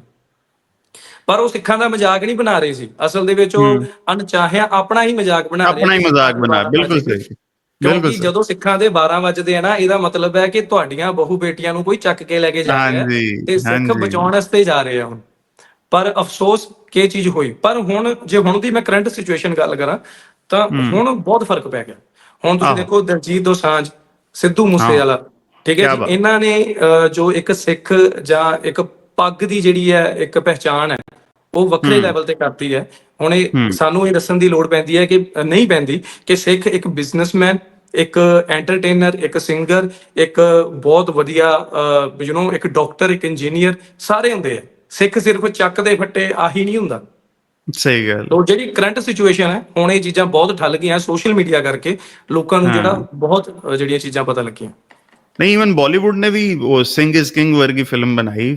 ਇੰਜ ਦੀਆਂ ਫਿਲਮਾਂ ਫਿਰ ਇਹ ਵੀ ਥੋੜਾ ਇਮੇਜ ਤੇ ਬਿਲਕੁਲ ਸੁਧਾਰਨ ਦੇ ਚ ਇਹਨਾਂ ਨੇ ਕੰਮ ਕੀਤਾ ਹੈ। ਠੀਕ ਹੈ ਚਲੋ ਐਂਟਰਟੇਨਮੈਂਟ ਦੀ ਗੱਲ ਹੋ ਰਹੀ ਹੈ ਨਾ, ਅਸੀਂ ਤੁਹਾਡੇ ਇਹ ਰਿਐਕਸ਼ਨ ਦੇ ਕੈਰੀਅਰ ਤੇ ਥੋੜਾ ਜਿਹਾ ਹੁਣ ਰੋਸ਼ਨੀ ਪਾਉਂਦੇ ਹਾਂ ਵੱਡੇ ਬਲਬ ਨਾਲ। ਠੀਕ ਹੈ ਮੈਨੂੰ ਇਹ ਦੱਸੋ ਕਿ ਤੁਹਾਨੂੰ ਪਾਕਿਸਤਾਨ ਦਾ ਕਿਹੜਾ ਸਪੀਕਰ, ਕਿਹੜਾ ਰਿਲੀਜੀਅਸ ਫਿਗਰ ਸਭ ਤੋਂ ਚੰਗਾ ਲੱਗਦਾ? ਬਹੁਤਿਆਂ ਨੂੰ ਤੁਸੀਂ ਰਿਐਕਸ਼ਨ ਵੀਡੀਓਜ਼ ਕੀਤੇ ਨੇ, ਤੇ ਕੌਣ ਬੰਦਾ ਤੁਹਾਨੂੰ ਚੰਗਾ ਲੱਗਿਆ ਪਾਕਿਸਤਾਨ 'ਚ? ਸਰ ਦੇਖੋ, ਮੈਨੂੰ ਉਹ ਸਾਰੇ ਬੰਦੇ ਚੰਗੇ ਲੱਗਦੇ ਆ ਜਿਹੜੇ ਦੂਜੀ ਕਮਿਊਨਿਟੀ ਪ੍ਰਤੀ ਨਫ਼ਰਤ ਨਹੀਂ ਫੈਲਾਉਂਦੇ। ਨਫ਼ਰਤ ਨਹੀਂ ਕਰਦੇ। ਠੀਕ ਜੀ। ਤੇ ਦੂਜੀ ਗੱਲ, ਮੈਂ ਜਿਹੜੇ ਮੇਨ ਜਿਹੜੇ ਸੁਣਦਾ ਰਿਐਕਸ਼ਨ ਵੀ ਕਰਦਾ, ਕਈਆਂ ਦੇ ਮੈਂ ਰਿਐਕਸ਼ਨ ਨਹੀਂ ਵੀ ਕਰਦਾ, ਮੈਂ ਪਰਸਨਲੀ ਵੀ ਉਹਨਾਂ ਨੂੰ ਸੁਣਦਾ। ਤਾਂ ਉਹ ਨੇ ਇੱਕ ਤਾਂ ਇੰਜੀਨੀਅਰ ਮੁਹੰਮਦ ਅਲੀ ਮਿਰਜ਼ਾ, ਮੁਹੰਮਦ ਅਲੀ ਮਿਰਜ਼ਾ। ਅੱਛਾ ਉਸ ਤੋਂ ਬਾਅਦ ਤਾਰਿਕ ਜਮੀਲ ਜੀ ਹੋ ਗਏ, ਮੌਲਾਨਾ ਤਾਰਿਕ ਤਾਰਿਕ ਜਮੀਲ ਸਾਹਿਬ, ਕੀ ਬਾਤ। ਹਾਂਜੀ। ਅੱਛਾ ਤੇ ਇਹਨਾਂ ਤੋਂ ਇਲਾਵਾ ਸੌਰੀ ਮੈਂ ਨਾਮ ਭੁੱਲ ਗਿਆ ਉਹਨਾਂ ਦਾ। ਕੋਈ ਨਹੀਂ ਤੁਸੀਂ ਹੁਲੀਆ ਦੱਸੋ, ਮੈਂ ਬੰਦਾ ਦੱਸ ਦਿਆਂਗਾ। ਉਹ ਹੁਣ ਇਸ ਦੁਨੀਆ 'ਚ ਨਹੀਂ ਗਏ ਉਹ। ਅੱਛਾ ਸਹੀ ਹੈ। ਉਹਨਾਂ ਦੀਆਂ ਮੌਲਾਨਾ ਪੁਰਾਣੀਆਂ ਡਾਕਟਰ ਇਸਰਾਰ ਅਹਿਮਦ। ਹਾਂਜੀ ਇਸਰਾਰ ਹੈ। ਅੱਛਾ ਇਸਰਾਰ ਸੋ ਇਹ ਉਹਨਾਂ ਦੀ ਨੌਲੇਜ ਤੋਂ ਮੈਂ ਬਹੁਤ ਪ੍ਰਭਾਵਿਤ ਹੁੰਦਾ। ਸੋ ਮੈਂ ਜਦੋਂ ਉਹਨਾਂ ਨੂੰ ਸੁਣਦਾ ਨਾ, ਤਾਂ ਮੈਂ ਇੱਕ ਮੈਂ ਆਪਣਾ ਦਿਮਾਗ ਖੋਲ ਕੇ ਸੁਣਦਾ ਹੁੰਦਾ। ਫਿਰ ਮੈਂ ਉਦੋਂ ਮੈਂ ਤੁਹਾਨੂੰ ਦੱਸਿਆ ਨਾ, ਮੈਂ ਕੱਟੜਵਾਦੀ ਸੋਚ ਦਾ ਮਾਲਕ ਨਹੀਂ ਹੈਗਾ। ਮੈਨੂੰ ਹੁੰਦਾ ਕਿ ਮੈਂ ਸੁਣਾ ਤੇ ਸਮਝਾਂ। ਫਿਰ ਜੋ ਇੱਕ ਧਰਮ ਹੈ ਜਾਂ ਧਰਮ ਦੀ ਦੀਵਾਰ ਇੱਕ ਵਿੱਚ ਮੇਰੇ ਨਹੀਂ ਆਉਂਦੀ, ਐਜ਼ ਅ ਇਨਸਾਨ, ਐਜ਼ ਅ ਹਿਊਮੈਨਿਟੀ। ਕਿਉਂਕਿ ਸਰ ਦੇਖੋ, ਕੋਈ ਵੀ ਧਰਮ ਹੈ ਨਾ, ਉਹਦਾ ਸਭ ਤੋਂ ਪਹਿਲਾ ਕਨਸੈਪਟ ਇਹੀ ਹੁੰਦਾ ਹੈ ਕਿ ਹਿਊਮੈਨਿਟੀ ਜਿਹੜੀ ਹੈ ਉਹਨੂੰ ਉੱਪਰ ਰੱਖਣਾ। ਸਭ ਤੋਂ ਵੱਡਾ ਧਰਮ ਆਪਾਂ ਹੀ ਕਹਿੰਦੇ ਆ ਨਾ ਕਿ ਜੋ ਹਿਊਮੈਨਿਟੀ ਹੈ ਉਹ ਅੱਗੇ ਹੋਵੇ। ਬਿਲਕੁਲ ਸਹੀ ਗੱਲ। ਸੋ ਦੈਟਸ ਵਾਈ ਮੈਂ ਇਹ ਜਿਹੜੇ ਹੈਗੇ ਜ਼ਿਆਦਾ ਇਹਨਾਂ ਨੂੰ ਸੁਣਦਾ ਜੀ। ਬਹੁਤ ਹਾਲ ਹੈ। ਇੱਕ ਸ਼ਾਇਦ ਤੁਹਾਡੇ ਕੋਲ ਸਿੱਖਣ ਵਾਲੀ ਹੈ ਸਾਡੇ ਚ, ਕਿ ਭਾਈ ਅਸੀਂ ਤੇ ਨਾ ਕਦੀ ਯਕੀਨ ਕਰੋ ਸੰਮੀਤ ਭਾਈ, ਦੂਜੇ ਕਿਸੇ ਸੈਕਟ ਦੇ ਮੌਲਵੀ ਨੂੰ ਵੀ ਸੁਣਨਾ ਪਸੰਦ ਨਹੀਂ ਕਰਦੇ ਲੋਕੀ ਆਮ ਤੌਰ ਤੇ। ਯਾਨੀ ਹੁਣ ਸਾਡੇ ਘਰਾਂ ਚ ਜੇ ਮੈਂ ਬੈਠ ਕੇ ਕਿਸੇ ਸ਼ੀਆ ਆਲਮ ਨੂੰ ਸੁਣਾ ਨਾ, ਤੇ ਮੇਰੇ ਅੱਬਾ ਜੀ ਇੱਕਦਮ ਆ ਕੇ ਵੇਖਣਗੇ ਜ਼ਰੂਰ ਕੀ ਅਜੀਬ ਜੀ ਸ਼ੈਵਾਂ ਸੁਣ ਰਿਹਾ। ਤੇ ਇਹ ਤੁਹਾਡਾ ਬਹੁਤ ਵੱਡਾ ਦਿਲ ਹੈ, ਮੈਂ ਕਹਾਂਗਾ ਕਿ ਤੁਸੀਂ ਪਾਕਿਸਤਾਨੀ ਸਕੋਲਰਾਂ ਨੂੰ ਸੁਣਦੇ ਜੇ, ਮੁਸਲਮਾਨਾਂ ਨੂੰ ਸੁਣਦੇ ਜੇ। ਸਾਡੇ ਵੱਲ ਮੇਰਾ ਨਹੀਂ ਖਿਆਲ ਤਸੱਵੁਰ ਵੀ ਨਹੀਂ ਹੋਏਗਾ ਕਿ ਕਿਸੇ ਸਿੱਖ ਗੁਰੂ ਨੂੰ ਕੋਈ ਬੰਦਾ ਸੁਣੇ। ਪਰ ਤੁਸੀਂ ਕੋਈ ਸੁਜੈਸਟ ਸਾਨੂੰ ਜ਼ਰੂਰ ਕਰੋ ਕਿ ਸਿੱਖਾਂ ਦੇ ਬਾਰੇ ਜੇ ਕਿਸੇ ਨੂੰ ਸੁਣਨਾ ਜਾਣਨਾ ਹੋਏ ਤਾਂ ਕਿਹਨੂੰ ਅਸੀਂ ਅੱਜ ਕੱਲ ਦੇ ਦੌਰ 'ਚ ਕਿਹਨੂੰ ਸੁਣ ਸਕਦੇ ਆ? ਦੱਸੋ ਜ਼ਰਾ। ਅੱਜ ਕੱਲ ਦੇ ਦੌਰ ਵਿੱਚ ਸਰ ਮੈਂ ਕਿਸੇ ਬਾਬੇ ਨੂੰ ਰਿਕਮੈਂਡ ਨਹੀਂ ਕਰੂੰਗਾ। ਓਏ ਹੋਏ, ਬਾਬੇ ਤੇ ਸ਼ੈ ਹੀ ਕੋਈ ਨਹੀਂ। ਬਾਬੇ ਤੇ ਸ਼ੈ ਕੋਈ ਨਹੀਂ ਜੀ, ਬਿਲਕੁਲ। ਉਹ ਜਿਹੜੀ ਸਹੀ ਇੰਜੀਨੀਅਰ ਤੇ ਫਾਲੋ ਜੇ ਤੁਸੀਂ। ਨਹੀਂ ਉਹਨਾਂ ਨੂੰ ਮੈਂ ਮਤਲਬ ਸੁਣਨ ਤੋਂ ਪਹਿਲਾਂ ਵੀ ਮੇਰੀ ਸੋਚ ਇਹੀ ਸੀ। ਦੈਟਸ ਵਾਈ ਹੀ ਮੈਨੂੰ ਉਹਨਾਂ ਨੂੰ ਸੁਣਨਾ ਪਸੰਦ ਹੈ। ਮਤਲਬ ਉਹਨਾਂ ਨੇ ਮੇਰੀ ਇਹ ਸੋਚ ਨਹੀਂ ਬਣਾਈ, ਮੇਰੀ ਸੋਚ ਆਲਰੇਡੀ ਇਹੀ ਸੀ ਪਹਿਲਾਂ ਐਜ਼ ਅ ਸਿੱਖ। ਕਿਉਂਕਿ ਸਾਡੇ ਸਾਰਿਆਂ ਦੀ ਮੋਸਟਲੀ ਜੋ ਕਹਿ ਲਓ ਵੀ ਅੱਧੇ ਤੋਂ ਜ਼ਿਆਦਾ % ਲੋਕ ਆ, ਉਹਨਾਂ ਦੀ ਸੋਚ ਇਹੀ ਹੈ ਕਿ ਅਸੀਂ ਗੁਰੂ ਗ੍ਰੰਥ ਸਾਹਿਬ ਵਿੱਚ ਜੋ ਲਿਖਿਆ ਨਾ, ਅਸੀਂ ਉਹਨੂੰ ਆਪਣੀ ਲਾਈਫ 'ਚ ਇੰਪਲੀਮੈਂਟ ਕਰਨਾ। That's it. ਕਿਉਂਕਿ ਜਦੋਂ ਕੋਈ ਬਾਬੇ ਆ ਉਹ ਗੱਲ ਦੱਸਦੇ ਆ ਨਾ, ਤਾਂ ਉਹ ਵਿੱਚ ਆਪਦਾ ਤੜਕਾ ਵੀ ਲਾਉਂਦੇ ਆ। ਆਹੋ ਠੀਕ ਹੈ ਸਾਡੇ ਹਾਂਜੀ। ਬਿਲਕੁਲ ਜੀ, ਬਿਲਕੁਲ। ਸੋ ਸਾਡੇ ਵੀ ਇੱਧਰ ਜਿਵੇਂ ਤੁਹਾਡੇ ਉਧਰ ਸ਼ੀਆ ਤੇ ਸੁੰਨੀ ਦਾ ਜੋ ਬੋਲਬਾਲਾ ਬਣਿਆ ਰਹਿੰਦਾ ਹਮੇਸ਼ਾ, ਸਾਡੇ ਵੀ ਇੱਧਰ ਉਹ ਚੀਜ਼ਾਂ ਬਣਦੀਆਂ। ਇਹ ਹਰ ਧਰਮ 'ਚ ਹੀ ਹੁੰਦੀਆਂ, ਇਹ ਆਪਾਂ ਕਹਿ ਹੀ ਨਹੀਂ ਸਕਦੇ ਕਿ ਨਹੀਂ ਹੁੰਦੀਆਂ। ਸੋ ਦੈਟਸ ਵਾਈ ਮੈਂ ਕਦੇ ਵੀ ਇਹ ਰਿਕਮੈਂਡ ਨਹੀਂ ਕਰੂੰਗਾ। ਮੈਂ ਸਭ ਤੋਂ ਵਧੀਆ ਰਿਕਮੈਂਡ ਤੁਹਾਨੂੰ ਇਹੀ ਕਰੂੰਗਾ ਕਿ ਤੁਸੀਂ ਦਰਬਾਰ ਸਾਹਿਬ ਤੋਂ ਲਾਈਵ ਗੁਰਬਾਣੀ ਦਾ ਪ੍ਰਸਾਰਣ ਹਰ ਰੋਜ਼ ਹੁੰਦਾ ਹੈ, ਸ਼ਾਮ ਨੂੰ, ਸਵੇਰੇ ਤੇ ਸ਼ਾਮ। ਅੱਛਾ ਅੱਛਾ। ਤੁਸੀਂ ਉਹ ਗੁਰਬਾਣੀ ਸੁਣੋ। ਕਿਹੜੇ ਚੈਨਲ ਤੁਸੀਂ ਤੇ ਆਂਦੀ ਹੈ? ਸਰ ਇਹ SGPC ਦਾ ਚੈਨਲ ਹੈ, ਸ਼੍ਰੋਮਣੀ ਗੁਰਦੁਆਰਾ ਅੱਛਾ ਪ੍ਰਬੰਧਕ ਕਮੇਟੀ। SGPC ਅੱਛਾ YouTube ਦਾ ਚੈਨਲ ਹੈ, ਲਾਈਵ ਟੈਲੀਕਾਸਟ ਹੁੰਦਾ ਉੱਥੋਂ। ਅੱਛਾ ਤੁਸੀਂ ਅੱਛਾ ਅੱਛਾ। ਉਹ ਇੱਕ ਵਾਰੀ ਬੈਠ ਕੇ ਆਰਾਮ ਨਾਲ ਦੇਖੋ, ਸੁਣੋ। ਥੱਲੇ ਇੰਗਲਿਸ਼ ਸਹੀ ਹੋ ਵਿੱਚ ਗਿਆ। ਜੋ ਟਰਾਂਸਲੇਸ਼ਨ ਵੀ ਆਉਂਦੀ ਰਹਿੰਦੀ ਹੈ ਨਾਲ ਨਾਲ। ਹੂੰ। ਸੋ ਆਪਾਂ ਨੂੰ ਸਮਝ ਲੱਗੂਗੀ ਕਿ ਹਾਂ ਵੀ ਇਹ ਜੋ ਸਿੱਖ ਧਰਮ ਹੈ ਉਹ ਕਿਸ ਚੀਜ਼ ਦੀ ਗੱਲ ਕਰ ਰਿਹਾ। ਸਹੀ ਐਂਡ ਹੈ। ਕਿਉਂਕਿ ਜਿੰਨਾ ਕਿ ਮੈਂ ਇਸਲਾਮ ਨੂੰ ਜਾਣਿਆ, ਜਿੰਨੇ ਵੀ ਇਸਲਾਮ ਦੇ ਫੋਲੋਅਰ ਹੈ, ਉਹ ਸਾਰੇ ਸਿੱਖ ਧਰਮ ਦੇ ਵਿੱਚ ਜਿੰਨੀ ਵੀ ਗੁਰਬਾਣੀ ਲਿਖੀ ਹੈ ਨਾ, ਉਸ ਚੀਜ਼ ਨੂੰ ਐਕਸੈਪਟ ਕਰਨਗੇ। ਕਿਉਂਕਿ ਬਿਲਕੁਲ। ਮੈਂ ਵੀ ਇਸਲਾਮ ਦੀਆਂ ਬਹੁਤ ਸਾਰੀਆਂ ਚੀਜ਼ਾਂ ਨੂੰ ਐਕਸੈਪਟ ਕਰਦਾ, ਕਿਉਂਕਿ ਬਹੁਤ ਸਾਰੀਆਂ ਸਿਮਿਲੈਰਿਟੀਜ਼ ਹੈ। ਬਹੁਤ ਸਿਮਿਲੈਰਿਟੀਜ਼ ਨੇ, ਬਹੁਤ ਬਹੁਤ ਜ਼ਿਆਦਾ। ਸਿਮਿਲੈਰਿਟੀਜ਼ ਹੈ। ਤੇ ਮੇਰੀ ਆਦਤ ਸਰ ਇਹੀ ਹੈ ਕਿ ਮੈਂ ਸਿਮਿਲੈਰਿਟੀਜ਼ ਦੇਖਦਾ ਹੁੰਦਾ। ਨੈਗੇਟਿਵਿਟੀਜ਼ ਵੀ ਬਹੁਤ ਹੋ ਸਕਦੀਆਂ, ਡਿਫਰੈਂਸ ਵੀ ਬਹੁਤ ਹੋ ਸਕਦੇ ਆ। ਮੇਰੀ ਆਦਤ ਆ ਉਹਨੂੰ ਮੈਂ ਛੱਡ ਦਿੰਦਾ। ਚਾਹੇ ਜਿਵੇਂ ਹੁਣ ਬਹੁਤ ਤੁਸੀਂ ਅੱਛੀ ਗੱਲ। ਸਕਾਲਰ ਦੀ ਗੱਲ ਕਰ ਰਹੇ ਹੋ, ਤਾਂ ਕਾਫੀ ਸਾਰੇ ਇਦਾਂ ਦੇ ਵੀ ਸਕਾਲਰ ਹੈ, ਚਾਹੇ ਉਹ ਸਿੱਖ ਵੀ ਹੈ, ਹਿੰਦੂ ਵੀ ਹੈ, ਮੁਸਲਮਾਨ ਵੀ ਹੈ। ਮੈਨੂੰ ਜਿਨ੍ਹਾਂ ਦੀ ਚੀਜ਼ ਨਹੀਂ ਚੰਗੀ ਲੱਗਦੀ ਨਾ, ਮੈਂ ਨਹੀਂ ਸੁਣ ਰਿਹਾ। ਪਰ ਮੈਂ ਰੌਲਾ ਨਹੀਂ ਪਾਊਂਗਾ ਕਿ ਯਾਰ ਇਹ ਬੰਦਾ ਐਂ ਕਰ ਰਿਹਾ, ਐਂ ਕਰ ਰਿਹਾ, ਇਹਦੀ ਐਸੀ ਕੀਤਾ ਸੀ, ਐਂ ਕਰ ਰਿਹਾ। ਮੈਂ ਉਹ ਨਹੀਂ ਕਰੂੰਗਾ। ਮੈਂ ਠੀਕ ਹੈ, ਕਿਆ ਮੈਨੂੰ ਬਾਤ। ਨਹੀਂ ਚੰਗਾ ਲੱਗ ਰਿਹਾ, ਮੈਂ ਨਹੀਂ ਸੁਣ ਰਿਹਾ। ਹੋ ਸਕਦਾ ਕਿ ਉਹ ਬੰਦੇ ਦੀ ਜਿਹੜੇ ਫੈਨ ਫੋਲੋਅਰ ਹੈ, ਉਹਨਾਂ ਦੀ ਬੜੀ ਆਸਥਾ ਹੋਵੇ ਉਹਨਾਂ ਤੇ। ਸੋ ਇਹ ਸਰ ਵਿਸ਼ਵਾਸ ਤੇ ਸ਼ਰਧਾ ਦਾ ਹੀ ਖੇਡ ਹੈ ਸਾਰਾ, ਹੋਰ ਕੁਝ ਨਹੀਂ। ਬਹੁਤ ਅੱਛੀ ਗੱਲ, ਬਹੁਤ ਅੱਛੀ ਗੱਲ। ਮੈਂ ਤੁਹਾਨੂੰ ਦੱਸਾਂ, ਕੁਰਾਨੇ ਪਾਕ ਦੀ ਇੱਕ ਆਇਤ ਜੇ ਕਿ ਤਾਲਾਉ ਲਾ ਕਲਮਤੀ ਸਵਾਇਮ ਬੈਨਾਨੁ ਬੈਨਕੁਮ, ਕਿ come to the common terms that is between you and us, that is the easiest way to resolve any conflict, whether that is conflict between two brothers or among some religions or sects. तो अगर if we will just focus on the commonalities ਜਿਹੜੀ ਤੁਹਾਡੇ 'ਚ ਜਾਂ ਸਾਡੇ 'ਚ ਨੇ, ਠੀਕ ਹੈ, तो ਇਹ conflict ਬਿਲਕੁਲ ਖਤਮ ਹੋ ਜਾਏਗਾ। ਤੁਸੀਂ ਬਹੁਤ ਚੰਗੀ ਗੱਲ ਕੀਤੀ। ਬਿਲਕੁਲ। ਚਲੋ ਅੱਗੇ ਚੱਲਦੇ ਹਾਂ। ਤੁਸੀਂ ਬਹੁਤ ਜ਼ਿਆਦਾ ਪਸੰਦ ਕਰਦੇ ਤੇ ਪਾਕਿਸਤਾਨੀ ਐਕਟਰਾਂ ਨੂੰ, ਪਾਕਿਸਤਾਨੀ ਕੰਟੈਂਟ ਨੂੰ, ਤੇ ਕਿਹੜਾ ਪਾਕਿਸਤਾਨੀ ਐਕਟਰ ਤੁਹਾਨੂੰ ਬਹੁਤ ਜ਼ਿਆਦਾ ਪਸੰਦ ਹੈ? ਪਾਕਿਸਤਾਨੀ ਐਕਟਰ ਦੀ ਸਰ ਮੈਂ ਤਾਂ ਜੇ ਤੁਹਾਨੂੰ ਦੱਸਾਂ ਤਾਂ ਜਦੋਂ ਵੀ ਕੋਈ ਡਰਾਮਾ ਦੇਖਦੇ ਆ ਨਾ, ਸਟੇਜ ਮੈਂ ਡਰਾਮਾ। ਆਪਣੇ ਪੰਜਾਬੀ ਟੀਵੀ ਐਕਸਟਰਾ ਤੇ ਜੋ ਡਰਾਮਾਸ ਦੇਖਦਾ, ਅੱਛਾ ਤਾਂ ਸਰ ਤੁਸੀਂ ਕਹੋਗੇ ਕਿ ਪਤਾ ਨਹੀਂ ਕਿੱਦਾਂ ਦਾ ਬੰਦਾ, ਪਰ ਨਾ ਮੇਰੀ ਜੋ ਰਿਹਾ ਨਾ, ਮੈਂ ਫੈਨ ਨਹੀਂ ਬਣਦਾ ਕਿਸੇ ਦਾ ਜਲਦੀ। ਅੱਛਾ। ਮੈਂ ਉਹਨਾਂ ਦੇ ਕੰਮ ਦਾ ਫੈਨ ਜ਼ਰੂਰ ਹੋ ਸਕਦਾ, ਪਰ ਹੂੰ ਮੈਂ ਕਿਸੇ ਬੰਦੇ ਦਾ ਫੈਨ ਨਹੀਂ ਬਣਦਾ ਕਦੇ ਵੀ। ਹੂੰ ਹੁਣ ਬਹੁਤ ਵਧੀਆ ਵਧੀਆ ਫਿਰੋਜ਼ ਖਾਨ ਬਹੁਤ ਵਧੀਆ ਕੰਮ ਕਰਦਾ, ਠੀਕ ਹੈ ਜੀ। ਹੂੰ। ਤੇ ਇੱਕ ਜਿਹੜਾ ਉਹ ਪਰੀਜ਼ਾਦ ਦੇ ਵਿੱਚ ਸੀਗਾ ਮੁੰਡਾ, ਆਹੋ ਅਹਿਮਦ ਅਲੀ ਜਾਂ ਆਹੋ, ਅਹਿਮਦੀ ਨਾਮ ਸਹੀ ਹੈ। ਹਾਂਜੀ, ਉਹ ਬਹੁਤ ਸੋਹਣਾ ਕੰਮ ਕਰਦੇ। ਇੱਕ ਤੇਰੇ ਬਿਨ ਵਿੱਚ ਸੀਗਾ ਮੁੰਡਾ, ਵਜਾਹਤ ਅਲੀ ਸ਼ਾਇਦ, ਤੇਰੇ ਬਿਨ ਜੋ ਡਰਾਮਾ ਆਇਆ ਸੀਗਾ। ਸਹੀ ਸੋ ਹੈ। ਹਾਂਜੀ, ਇਹ ਮੈਂ ਵਧੀਆ ਡਰਾਮੇ ਕੰਮ ਜ਼ਰਾ ਕਰਦੇ। ਘੱਟ ਵੇਖ। ਹਾਂਜੀ, ਸੋ ਮੈਂ ਨਾ ਪਰਸਨਲੀ ਕਿਸੇ ਦਾ ਫੈਨ ਨਹੀਂ ਹੁੰਦਾ ਜਲਦੀ, ਮੈਨੂੰ ਉਹਨਾਂ ਦਾ ਕੰਮ ਸਹੀ ਹੈ ਪਸੰਦ ਆ ਜਾਂਦਾ। ਹੁਣ ਸਹੀ ਜਿਵੇਂ ਹੈ। ਹੁਣ ਅਲੀ ਮਿਰਜ਼ਾ ਸਾਹਿਬ ਹੈ, ਜਿਨ੍ਹਾਂ ਦੀ ਆਪਾਂ ਗੱਲ ਕਰ ਰਹੇ, ਸਕਾਲਰ ਦੀ ਗੱਲ ਕਰ ਰਹੇ ਹਨਾ, ਉਹਨਾਂ ਦੀਆਂ ਮੈਨੂੰ ਹਾਂ। ਗੱਲਾਂ ਚੰਗੀਆਂ ਲੱਗ ਰਹੀਆਂ। ਉਹਨਾਂ ਦੀ ਉਹ ਹੂੰ ਪਰਸਨੈਲਿਟੀ ਕਿੱਦਾਂ ਦੇ ਨੇ ਮੈਨੂੰ ਨਹੀਂ ਪਤਾ, ਸਹੀ ਠੀਕ ਹੈ। ਹੈ। ਮੈਨੂੰ ਉਹਨਾਂ ਦੀ ਗੱਲਾਂ ਚੰਗੀਆਂ ਲੱਗ ਰਹੀਆਂ। ਇਸੇ ਤਰ੍ਹਾਂ ਸਰ ਹੂੰ। ਇੱਧਰ ਵੀ ਆਈਆਂ। ਮੈਨੂੰ ਸਾਡੇ ਬਾਲੀਵੁੱਡ ਦਾ ਜਾਂ ਕੋਈ ਪੰਜਾਬੀ ਆਰਟਿਸਟ ਹੈ, ਸਟੇਜ ਮੈਨੂੰ ਐਕਟਰਾਂ 'ਚ ਤਾਂ ਕੋਈ ਪਸੰਦ ਹੋਏਗਾ? ਸਟੇਜ ਐਕਟਰਾਂ 'ਚ, ਹਾਂ, ਕਾਮੇਡੀਅਨ ਸਟੇਜ 'ਚ? ਐਕਟਰਾਂ ਵਿੱਚ ਸਰ ਇਫਤਿਕਾਰ ਠਾਕੁਰ, ਠਾਕਰ ਸਾਹਿਬ। ਸਹੀ ਨਾਸਰ ਹੈ। ਚਨਿਓਤੀ ਹੋ ਗਏ। ਨਾਸਿਰ ਸਾਹਿਬ। ਹਾਂ, ਇਹ ਮੈਨੂੰ ਪਸੰਦ ਨਹੀਂ। ਸੋ ਇਹਨਾਂ ਨੂੰ ਤੁਸੀਂ ਹੁਣੇ ਵੀ ਲਾ ਦੋ ਤਾਂ ਮੈਂ ਦੇਖ ਕੇ ਮਤਲਬ ਖੁਸ਼ ਹੋ ਜਾਂਦਾ ਇਹਨਾਂ ਨੂੰ। ਬਾਕੀ ਕੁਝ ਯੂਟਿਊਬਰ ਹੈਗੇ ਆ, ਜਿਵੇਂ ਸਜਾਦ ਜਾਨੀ ਹੋ ਗਏ, ਰਾਣਾ ਹਾਂ, ਇਜਾਜ਼ ਹੋ ਗਏ। ਕਿਆ ਬਾਤ ਹੈ, ਤੋ ਕਿਆ ਬਾਤ ਹੈ। ਇਹ ਇਦਾਂ ਦੇ ਸ਼ਖਸ ਜਿਹੜੇ ਮੈਨੂੰ ਪਸੰਦ ਆਉਂਦੇ ਆ ਜੀ। ਸਹੀ ਆ। ਕਦੀ ਕੋਈ ਪਾਕਿਸਤਾਨੀ ਫਿਲਮ ਵੀ ਵੇਖੀ ਤੁਸੀਂ? ਫਿਲਮਾਂ ਹਾਂਜੀ ਦੇਖੀਆਂ। ਫਿਲਮਾਂ ਅੱਛਾ ਉਹ ਪੰਜਾਬ ਨਹੀਂ ਜਾਊਂਗੀ, ਅੱਛਾ। ਉਹ ਦੇਖੀ ਸੀ ਇੱਕ ਮੈਂ। ਐਂਡ ਟ੍ਰੇਲਰ ਤਾਂ ਅਸੀਂ ਬਹੁਤ ਦੇਖਦੇ ਹਾਂ, ਪਰ ਸਾਡੇ ਰਿਲੀਜ਼ ਨਹੀਂ ਹੁੰਦੀਆਂ ਇੱਧਰ। ਫਿਰ ਉਹ ਸਾਨੂੰ ਸਹੀ ਹੈ। ਜਿਵੇਂ ਹੁਣ ਦ ਲੀਜੈਂਡ ਆਫ ਮੌਲਾ ਜੱਟ, ਇਹ ਵੀ ਹਾਂ ਦੇਖੀ ਮੈਂ, ਤਾਂ ਵਧੀਆ ਲੱਗੀਆਂ। ਮਤਲਬ ਦ ਲੀਜੈਂਡ ਆਫ ਮੌਲਾ ਜੱਟ ਨੇ ਤਾਂ ਬਹੁਤ ਗਾਹ ਪਾਇਆ ਹੈ, ਇਹਨੇ ਤਾਂ ਪੂਰੀ ਇੰਡਸਟਰੀ ਚੇਂਜ ਕਰਕੇ ਰੱਖਤੀ। ਸੋ ਆਈ ਥਿੰਕ ਸਹੀ ਬਣਨੀਆਂ ਹੈ। ਚਾਹੀਦੀਆਂ ਇੱਦਾਂ ਦੀਆਂ ਹੋਰ ਫਿਲਮਾਂ। ਐਂਡ ਮੇਰੇ ਖਿਆਲ ਤਾਂ ਲੀਜੈਂਡ ਆਫ ਮੌਲਾ ਜੱਟ ਸਾਡੀ ਬਾਲੀਵੁੱਡ ਤੋਂ ਕਈ ਗੁਣਾ ਜ਼ਿਆਦਾ ਬਿਹਤਰ ਫਿਲਮ ਸੀ। ਬਿਲਕੁਲ ਬਿਲਕੁਲ, ਬਹੁਤ। ਮੈਂ ਕਹਿਣਾ ਉਹ ਸਾਡੀ ਔਕਾਤ ਤੋਂ ਵੀ ਵੱਧ ਕੇ ਫਿਲਮ ਸੀ, ਕਿ ਸਾਨੂੰ ਯਕੀਨ ਨਹੀਂ ਆਇਆ ਕਿ ਅਸੀਂ ਇੰਝ ਦੀ ਫਿਲਮ ਵੀ ਬਣਾ ਸਕਦੇ ਹਾਂ ਯਾਰ, ਇੰਝ ਦੀ ਕੋਈ ਨਹੀਂ ਗੱਲ। ਸਰ, ਉਹ ਫਿਲਮ ਵਾਕਈ ਵਧੀਆ ਸੀ। ਐਂਡ ਉਹਦੀ ਇੱਕ ਸ਼ੌਕਿੰਗ ਗੱਲ ਇਹ ਵੀ ਸੀ ਕਿ ਉਹ 2000 ਮੇਰੇ ਖਿਆਲ 19 ਕਰੋਨਾ ਤੋਂ ਪਹਿਲਾਂ ਦੀ ਬਣੀ ਪਈ ਹੈ ਫਿਲਮ। ਉਹ ਬਹੁਤ ਦੇਰ 3 4 ਬਹੁਤ ਦੇਰ 5 ਦੀ ਸਾਲ ਬਣੀ ਮੇਰੇ ਪਈ ਕੋਲ ਸੀ। ਲੱਗ ਗਏ ਉਸ time ਤੇ। ਰਿਲੀਜ਼ ਹਾਂ ਉਹ ਕਰੋਨਾ ਤੋਂ ਬਾਅਦ ਕੀਤੀ ਗਈ ਐਂਡ 2019 ਤੱਕ ਇਹ ਲੈਵਲ ਅਚੀਵ ਕਰਨਾ I think it's the very big thing and ਹੂੰ ਐਪਰੀਸ਼ੀਏਟੇਬਲ ਹੈ। ਤੇ ਪਰ ਹੂੰ ਇਹ ਹੈ ਵੀ ਹੁਣ ਉਹ ਰੁਕ ਗਿਆ ਕੰਮ ਉੱਥੇ ਹੀ। ਹੁਣ ਚਾਹੀਦਾ ਸੀ ਸਗੋਂ ਹੋਰ ਫਿਲਮਾਂ ਉਦਾਂ ਦੀਆਂ ਬਣਨ ਤੇ ਉਸ ਤੋਂ ਵੀ ਬਿਹਤਰ ਬਣਨ। ਇੰਝ ਗੱਲ ਹੈ। ਅਸਲ 'ਚ ਪਰ ਬਹੁਤ ਮੇਰੇ ਉਹ ਖਿਆਲ ਨਾਲ ਹੂੰ ਜਿਹੜੇ ਹੂੰ ਪਾਕਿਸਤਾਨੀ ਜਿਹੜੇ ਮੇਕਰਸ ਹੈ ਨਾ ਉਹ ਸ਼ਾਰਟ ਟਰਮ ਵਿੱਚ ਜ਼ਿਆਦਾ ਯਕੀਨ ਰੱਖਦੇ ਆ ਕਿ ਡਰਾਮਾਸ ਬਣਾਈ ਚੱਲਦੇ ਆ ਤੇ ਪੈਸੇ ਆਉਂਦੇ ਜਾਣਗੇ, ਕਿਉਂਕਿ 30-35 ਐਪੀਸੋਡ ਦੇ ਵਿੱਚ ਜੋ ਘੱਟ ਬਜਟ ਦੇ ਵਿੱਚ ਡਰਾਮਾ ਬਣ ਜੂ ਪਰ ਉਹਦੀ ਜਿਹੜੀ ਰਿਟਰਨ ਆ ਉਹ ਜ਼ਿਆਦਾ ਹੋਊਗੀ। ਸੋ ਮਾਈਂਡਸੈਟ ਸਾਰਿਆਂ ਦਾ ਉਹੀ ਹੁੰਦਾ ਜੋ ਆਡੀਅנס ਦੇਖਣਾ ਚਾਹੁੰਦੀ ਹੈ।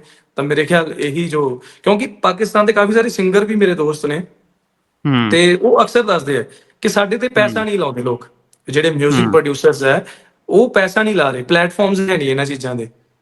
ਤੇ ਕਹਿੰਦੇ ਜੇ ਉਹ ਚੀਜ਼ਾਂ ਆਉਂਦੀਆਂ ਤਾਂ ਸਾਡਾ ਜਿਹੜਾ 뮤직 ਹੈ, ਐਂਡ ਨੋ ਡਾਊਟ ਕਿ ਮੈਂ ਮੰਨਦਾ ਹਾਂ ਕਿ ਪਾਕਿਸਤਾਨੀ ਜਿਹੜਾ 뮤직 ਹੈ ਉਹ ਵਰਲਡ ਦਾ ਟੌਪ ਨੰਬਰ 1 ਦਾ 뮤직 ਹੈ, ਕਿਉਂਕਿ ਜੋ ਹੂੰ ਸੂਫੀਜ਼ਮ, ਜੋ ਫੋਕ, ਜੋ ਹਾਂਜੀ ਇਸ ਪਾਕਿਸਤਾਨ ਦੇ 뮤직 ਚ ਹੈ ਨਾ, ਆਈ ਥਿੰਕ ਉਹ ਹੋਰ ਕਿਤੇ ਨਹੀਂ। ਬਿਲਕੁਲ ਸਹੀ ਗੱਲ, ਬਿਲਕੁਲ ਜੀ ਸਹੀ ਗੱਲ ਹੈ।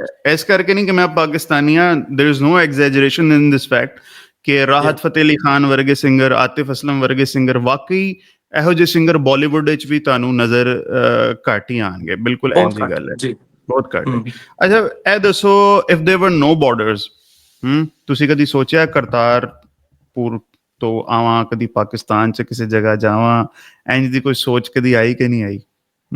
ਆਈ ਹੈ ਸਰ, ਡੈਫੀਨੇਟਲੀ ਆਈ ਹੈ। ਕਰਤਾਰਪੁਰ ਸਾਹਿਬ ਤਾਂ ਮੈਂ ਆਇਆ ਹੋਇਆ 2020 ਚ ਮੇਬੀ, ਤੇ ਹੂੰ ਉਸ ਤੋਂ ਬਾਅਦ ਮੇਰਾ ਹੁਣ ਵੀ ਪਲਾਨ ਹੈ ਮੇਬੀ ਨੈਕਸਟ ਅੱਛਾ ਮੰਥ ਜਾਂ ਆਫਟਰ ਦਾ ਨੈਕਸਟ ਮੰਥ ਮੈਂ ਹੂੰ ਆਉਂਗਾ ਕਰਤਾਰਪੁਰ ਸਾਹਿਬ। ਐਂਡ ਉਸ ਤੋਂ ਬਾਅਦ ਮੇਰਾ ਪਲਾਨ ਹੈ ਲਾਹੌਰ ਆਉਣ ਦਾ।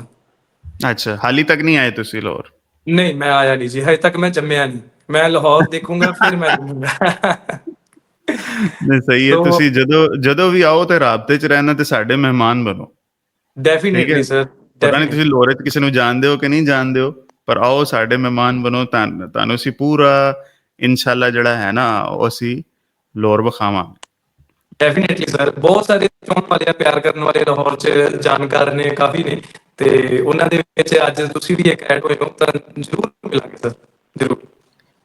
ਬਿਲਕੁਲ ਸਹੀ ਹੋ ਗਿਆ। ਚਲੋ ਮੇਰੇ ਖਿਆਲ ਵਾਈਂਡ ਅਪ ਕਰਨੇ ਇਹਨੂੰ। ਤੁਸੀਂ ਨਾ ਸਨਮੀਤ ਭਾਜੀ ਕੋਈ ਫਾਈਨਲ ਮੈਸੇਜ ਹੋਵੇ ਤੁਹਾਡੇ ਵੱਲੋਂ, ਖਾਸ ਤੌਰ ਤੇ ਮੈਂ ਚਾਹਾਂਗਾ ਇੱਕ ਗੱਲ ਦੇ ਬਾਰੇ ਨੂੰ ਤੁਸੀਂ ਜ਼ਰੂਰ ਇਹ ਸ਼ੇਅਰ ਕਰੋ। ਜਦੋਂ ਵੀ ਮੈਂ ਪਾਕਿਸਤਾਨ ਇੰਡੀਆ ਦੇ ਪੀਸ ਦੇ ਬਾਰੇ 'ਚ ਕੋਈ ਵੀ ਵੀਡੀਓ ਕਰਨਾ ਨਾ, ਤੇ ਮੇਰਾ YouTube ਚੈਨਲ ਗਵਾਹ ਇਸ ਸ਼ੈ ਦੇ ਬਾਰੇ 'ਚ, ਥੱਲੇ ਮੈਨੂੰ ਪਾਕਿਸਤਾਨ ਤੋਂ ਘੱਟ ਤੇ ਇੰਡੀਆ ਤੋਂ ਬਹੁਤ ਜ਼ਿਆਦਾ ਨੈਗੇਟਿਵਿਟੀ ਆਉਂਦੀ। ਈਵਨ ਇੰਡੀਆ ਦਾ ਕੋਈ ਪੀਸ ਐਕਟਿਵਿਸਟ ਆ ਜਾਏ, ਇੰਡੀਅਨ ਆਪਣੀ ਉਸ ਪੀਸ ਐਕਟਿਵਿਸਟ ਨੂੰ ਗਾਲਾਂ ਕੱਢਦੀ ਹੈ, ਯਕੀਨ ਕਰੋ, ਠੀਕ ਹੈ? ਤੇ ਇਹ ਮੈਂ ਚਾਹਾਂਗਾ ਤੁਸੀਂ ਕੋਈ ਫਾਈਨਲ ਮੈਸੇਜ ਦਵੋ ਭਾਈਜਾਨ ਕਿ ਕਿਵੇਂ ਇਹ ਦੋ ਕੰਟਰੀਜ਼ ਦੇ ਵਿੱਚ ਪਿਆਰ ਮੁਹੱਬਤ ਵਧਾਇਆ ਜਾ ਸਕਦਾ ਹੈ, ਕਿਵੇਂ ਦੋ ਧਰਮਾਂ ਦੇ ਵਿੱਚ ਪਿਆਰ ਮੁਹੱਬਤ ਮਜ਼ੀਦ ਵਧਾਇਆ ਜਾ ਸਕਦਾ ਹੈ। ਓਵਰ ਟੂ ਯੂ ਸਨਮੀਤ ਭਾਜੀ। ਸਰ ਇਹਦੇ ਵਿੱਚ ਇਦਾਂ ਹੈ ਕਿ ਜਦੋਂ ਮੈਂ ਇੰਨੇ ਸਾਲਾਂ ਤੋਂ ਜਿਹੜਾ ਰਿਐਕਸ਼ਨ ਵੀਡੀਓਜ਼ ਬਣਾ ਰਿਹਾ ਤਾਂ ਮੈਨੂੰ ਵੀ ਕਾਫੀ ਸਾਰੀ ਜਿਹੜੀ ਹੇਟ ਦਾ ਸਾਹਮਣਾ ਕਰਨਾ ਪਿਆ। ਹੂੰ ਜ਼ਿਆਦਾ ਨਹੀਂ ਕਹੂੰਗਾ ਪਰ ਵਿੱਚ ਮੈਨੂੰ ਵੀ ਇਦਾਂ ਦੇ ਕਮੈਂਟਸ ਆਉਂਦੇ ਆ ਕਿ ਤੈਨੂੰ ਪਾਕਿਸਤਾਨ ਜ਼ਿਆਦਾ ਚੰਗਾ ਲੱਗਦਾ, ਤੂੰ ਉੱਥੇ ਚੱਲ ਜਾ, ਉੱਥੋਂ ਦੀ ਨੈਸ਼ਨੈਲਿਟੀ ਲੈ ਲਾ।